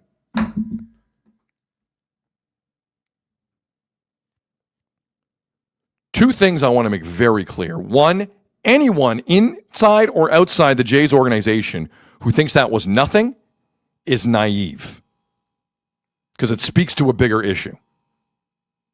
Second thing I want to make very clear, good for you, Alejandro Kirk, who's also struggling, by the way, since he got back. So he's not in a great mood either, but he actually cares about winning and losing. Look at Vladdy's lackey, John Schneider, in that photo. Look at that. How pathetic is that? Vladdy, I'm with you, man. I'm with you. Should be celebrating what Kirk just did. Get out of here. What's That's going crazy. on? I don't know what he's talking about. He's got his hand out to Kirk, but he's looking at Vladdy going, why Who's you do the that?" leader of this team? And then if, we can't run the video. If you run the video out, Springer and all these guys are looking at Vladdy like, what happened here? What am I supposed to do?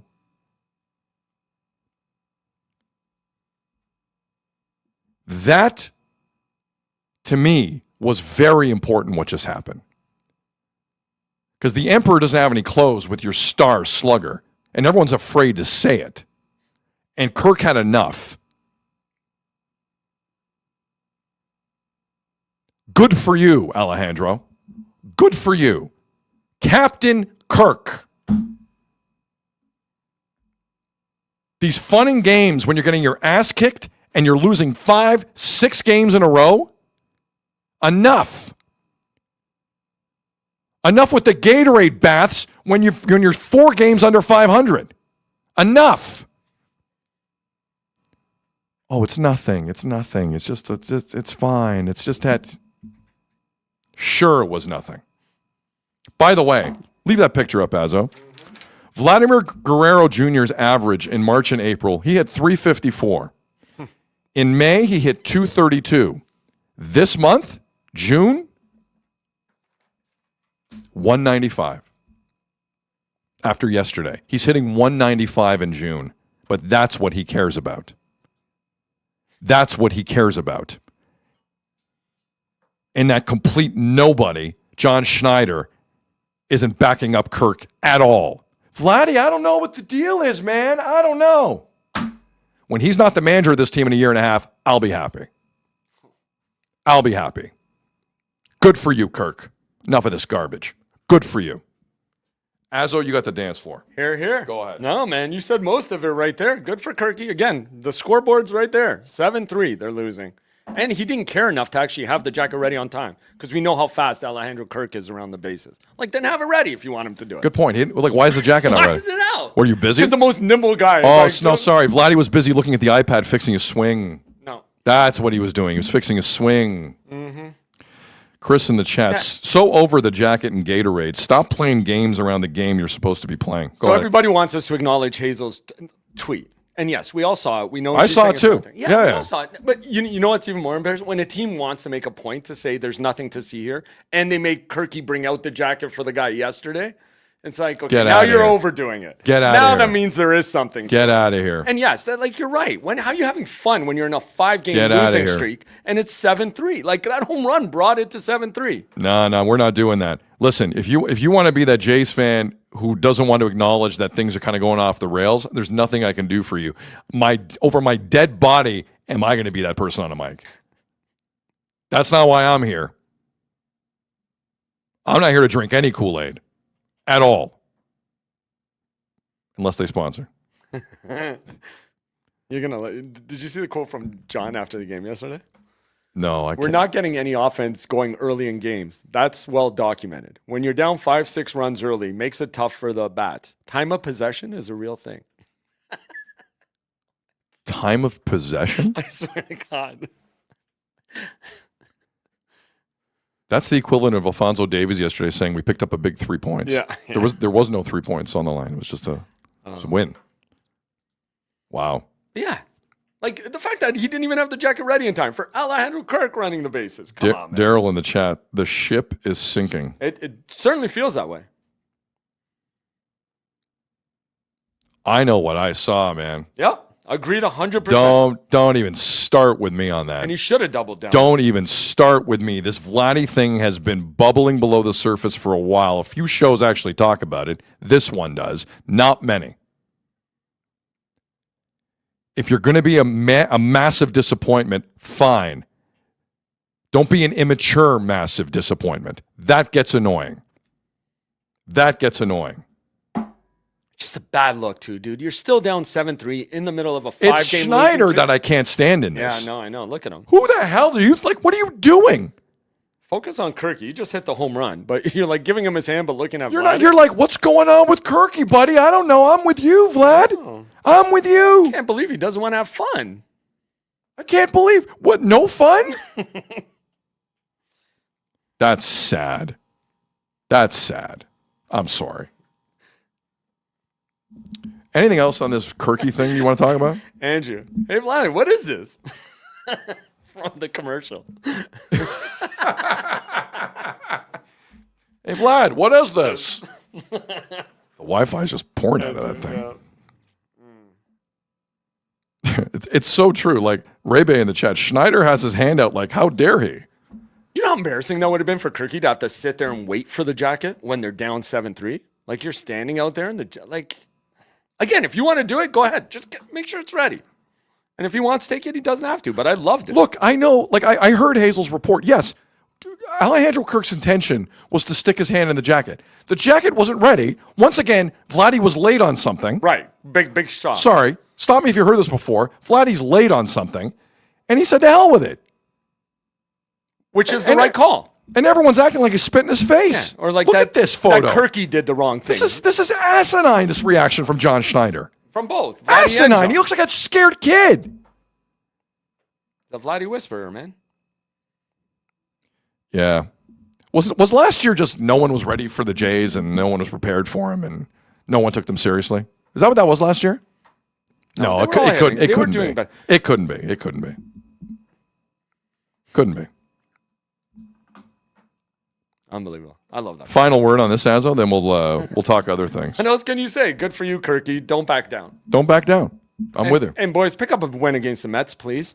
Please. The Mets are terrible. Awful. But Bo Bichette. I'm telling you. So Vladdy's hitting 195 this month. You know what Bo Bichette's hitting this month? 337. Here, read this comment.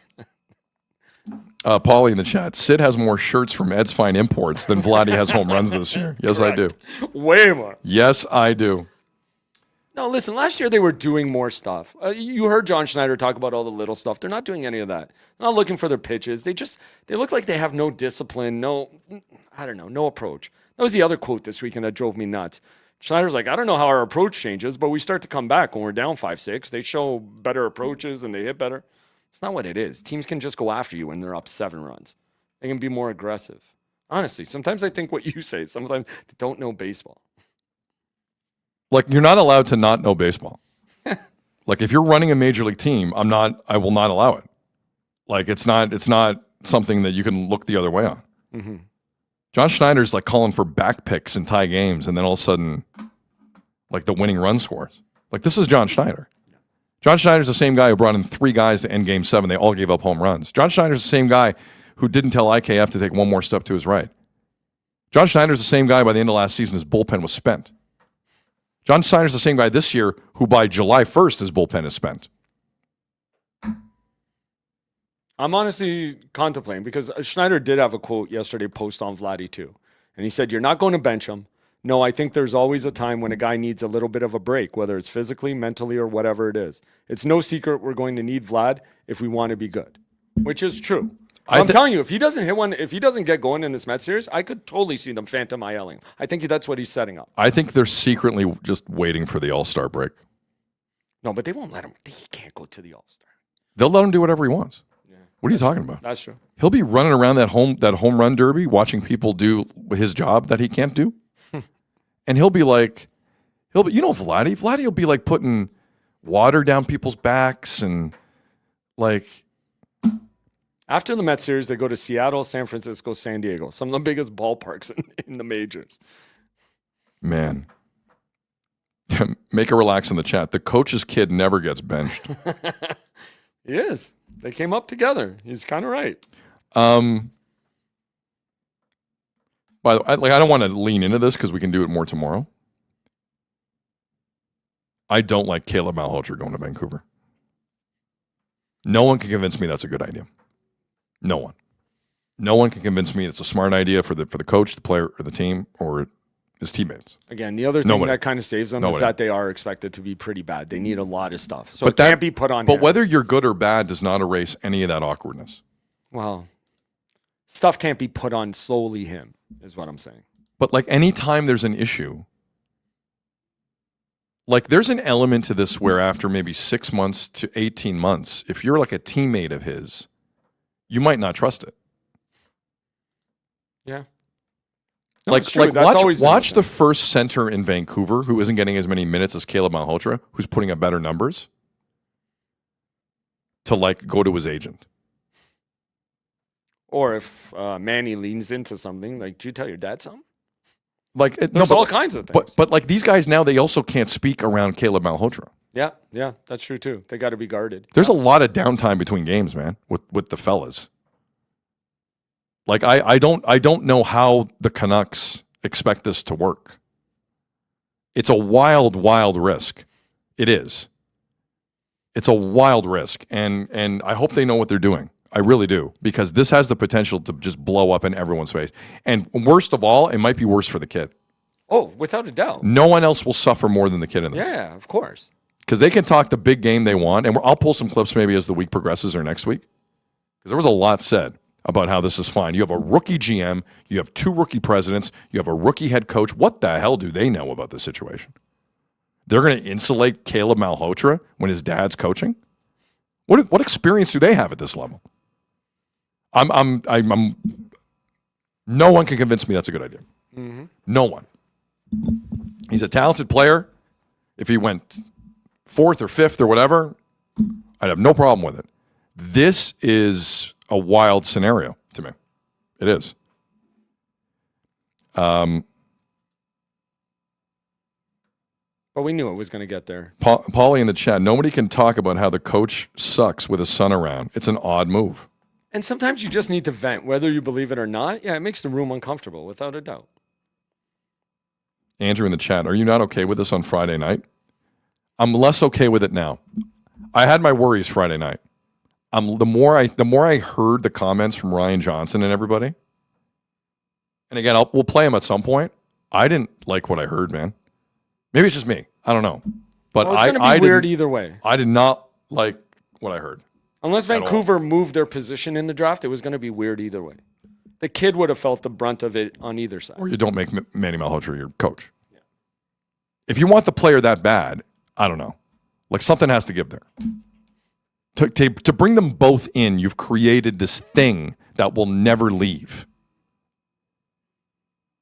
Because it's going to take a while, right? Like this is not going to turn around overnight. There's going to be frustration. There's going to be players not happy with this and that and the other. The Manny Malhotra might not be happy with this, that, and the other. Ryan Johnson might not be happy. This is going to be a slow turnaround here. Like, listen, it's like a shipping container out at sea. It doesn't turn around quickly.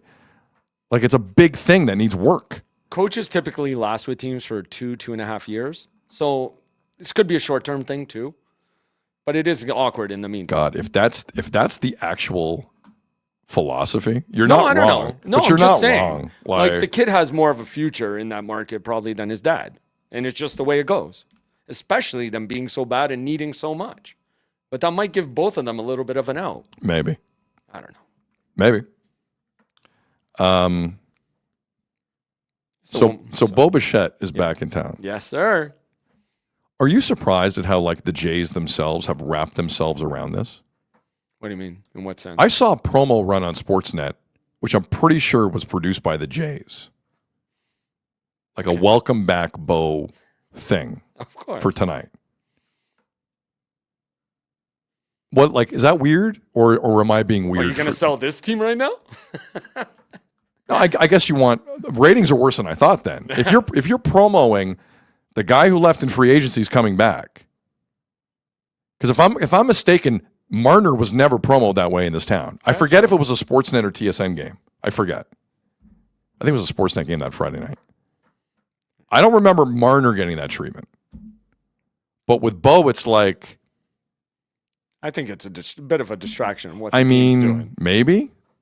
And come on, he was here forever. He had his moments. He led the AL and but I don't care if a guy's here forever. What do I care if a guy's here forever? He left in free agency. Like it's a business. Money. He did, but like it's a business.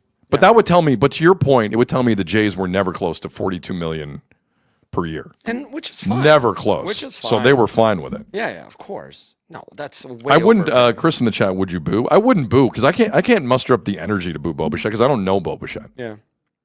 I have no idea who Bo Bichette is. I feel like I felt like I heard 3 interviews his entire life here, and none of them were memorable. And I heard more emotion in his voice talking to San Francisco media about San Francisco than anything in Toronto. When he was trying to figure out his next move. Yeah. It's true. But he did come through for this team. He played almost every day. That's the other thing with Vladdy. Like, if you think this guy needs a break, then give him a break. Why is he still playing? Nobody can tell. Day? Azo, nobody. I know, it's that crazy. picture that you screen captured about Alejandro Kirk told everything about John Schneider. They have a major problem in that team. They cannot say anything negative to Vladdy. Well, and to your point, then all the players are. I've said this from the beginning. When he's on this cold streak, he goes into the dugout. Nobody talks to him. It's like they're scared to. Nobody can say anything to this guy. Listen, you're making $500 million. Figure it out. And dude, like I need to come over and put my arm over your shoulder. Their relievers just look so tired too. Like even Varlin's starting to see, show. like Vladdy is distracting from the issue. And that's the issue. Same issue as the end of last season. Yeah, but then that comes from the offense. Like, it goes in a circle. Because if the offense was putting up runs, you wouldn't need to use your guys. But it's also not the offense, because Simeon Woods-Richardson could give you 3 innings in games that were done, and you DFA'd him. So now you got to bring in 6 arms when you're down 7-2. The Jays are insane. Like, you got to bring out all your bullpen, whether you're in the game or not. That's how the Jays operate. And that's a Ross issue as well. Oh, without a doubt. Because, yeah, you do that. Like, Corbin was pitching the next day, and you put Simeon Woods-Richardson in the 7th inning to give you those 3 innings, and then have no long man for the next day. And then Spencer Miles, you want him to be a leverage guy, then you move him back to mid. Like, they don't have, like, nothing's coming together, or they just don't plan it properly. It's unbelievable to me. And all their pitchers are starting to turn into pumpkins. Like you said, all of a sudden, Bieber was the best one on the weekend. I'm terrified of what the bullpen's going to look like in a month. I think that wild pitch from Varland yesterday was part of it. Even with the All-Star break, I'm really concerned about Fisher this. looks spent every time he's out there. Like, a bunch of them do. And again, then you're ping-ponging guys back and forth. Long man, leverage guy, this. Like, Jacqueline in the chat, I worry for Varland and Rogers. Yeah. I worry for all of them. Yeah, it's true. I don't give a damn about Hoffman. Fisher. I worry about the rest of them. Fluharty, I think, has the most things out of all of them. Fluharty's been abused. Because he was their only good lefty. He's been like, abused. now they brought Mako. Now they're using Mako every single day, too. Yeah. It's insane, dude. So they don't. Final question, and then we'll wrap it up and watch Japan eliminate Brazil in this World Cup. I'm stunned at the scoreline. Brazil looked pretty good through the group stage to me. Yeah. The last game. Game's not over. Breaking news. Game's not over. Unnecessary update on my end. Nice ovation for Bo Bichette tonight at Rogers Center? Yeah. I think so, right? Yeah, for sure. Okay. We're still part of this team. He did some good things for this team. I mean, he was there. And listen, you know I'll never fault Bo? Because he was grumpy and he was moody when they sucked. Like, he liked to win. He was always in a better mood when they were winning. And I'm fine with that. Look, he did hit a 3-run shot in Game 7 of the World Series. On one leg, pretty much. There were some guys who didn't show up in Game 7. It wasn't Bo Bichette. Bo Bichette gave you... You gave him the lead. Bo Bichette gave you what could have been like a top 5 moment in franchise history, potentially. And then no one remembers it. Okay. Maybe seeing his old buddy will wake Vladdy up. Maybe the smile will come back and they can have fun. Man. I want someone to burn that damn jacket. So I just do. steal it. Just burn it. But there should be a rule. You're down more than 5 runs. Like, if the home run doesn't bring you to within But this 1 was or 2 part of the runs, problem. The irony of Bowmantown. This was kind of Bo's problem, Yes, too. agreed. It's ridiculous garbage all the time. There's never any context and to he it. didn't have time for it. And he was just, and listen, once in a while, I didn't mind Moody Bo. That's what I mean. Because I get moody sometimes. I understand. It's true. Really? Yeah. Huh. Been a while. Been 24 hours. I was going to say 20 minutes. 20 minutes. Just bring up Kawhi again. People are done. Hey, did you see this Kawhi stuff? Yes, we talked about it, but thanks. Yeah, we did. But no, that's why I'll never fault Bo, because he liked to win. Final comment of the day. Sugar Shark in the chat. Shiny jacket guy is the only jacket the Jays need. Right? Yes. Agreed. I like that. All right, let's leave it at that. Part of me listen, Azzo and I are going to sit in this room for X amount of time after the show. We usually do getting some work done. If Kawhi gets traded in the next hour, I don't know what we're going to do. Azzo, just turn everything on and leave, because then I'll take it. Okay, perfect. Because you have worked hard enough. Yeah. All right. I like that. So stand by, because this Kawhi thing is getting a little too hot. Oh my God, I don't like this. CJ on the CJ show says he expects Morgan Riley to be traded. The winds are still blowing in that direction. I don't know. We'll see. And I did see San Jose was one of the teams in on Nurse. There apparently somebody was reporting that. You would hope. Yeah, of course. That makes sense. They just gave Kesselring like $4 million a year. Kesselring had like 2 points last season. It's true. Like they're desperate in San Jose. Yeah, it was Dave Pagnotta. So as I mentioned on DFO Live earlier this hour, some talk, the Oilers and Sharks recently re-engaged in Nurse trade discussions. Ducks and Flyers still in talks as well. That's not bad for him. All 3 of those places make sense. Sharks, Ducks, and Flyers. But still, the money thing might be an issue for teams. Like the Oilers are not needing money. Actually, you're right. Like that's the issue. Yeah, 7.5, right? Yeah. All right, guys. It's July 1st week. It's going to be nuts. It looks like it's already been nuts. It's going to get nutser. in a serious way. Anything else, Azzo? You good? Nope. I'm good. Hit like and subscribe, please. Do what the man says. Our apologies. We want to get to Anthony Santander, but we ran out of time. On behalf of Jeff Assaparty and everyone here at Sick Media, I'm Sid. You've been watching and listening to the Sid Seixeiro Show, powered by Sick Media. Enjoy the rest of your day. Let's see what tomorrow brings, or later this afternoon, or later this evening. I don't know this Kawhi thing. Or in like 5 minutes. Or 5 minutes. Take care. We'll talk soon. Go Brazil. And that's a wrap. Hope you don't miss us too much until next time. Follow the Sid Seixeiro Show on YouTube, X, Instagram, Facebook, and wherever you get your podcasts.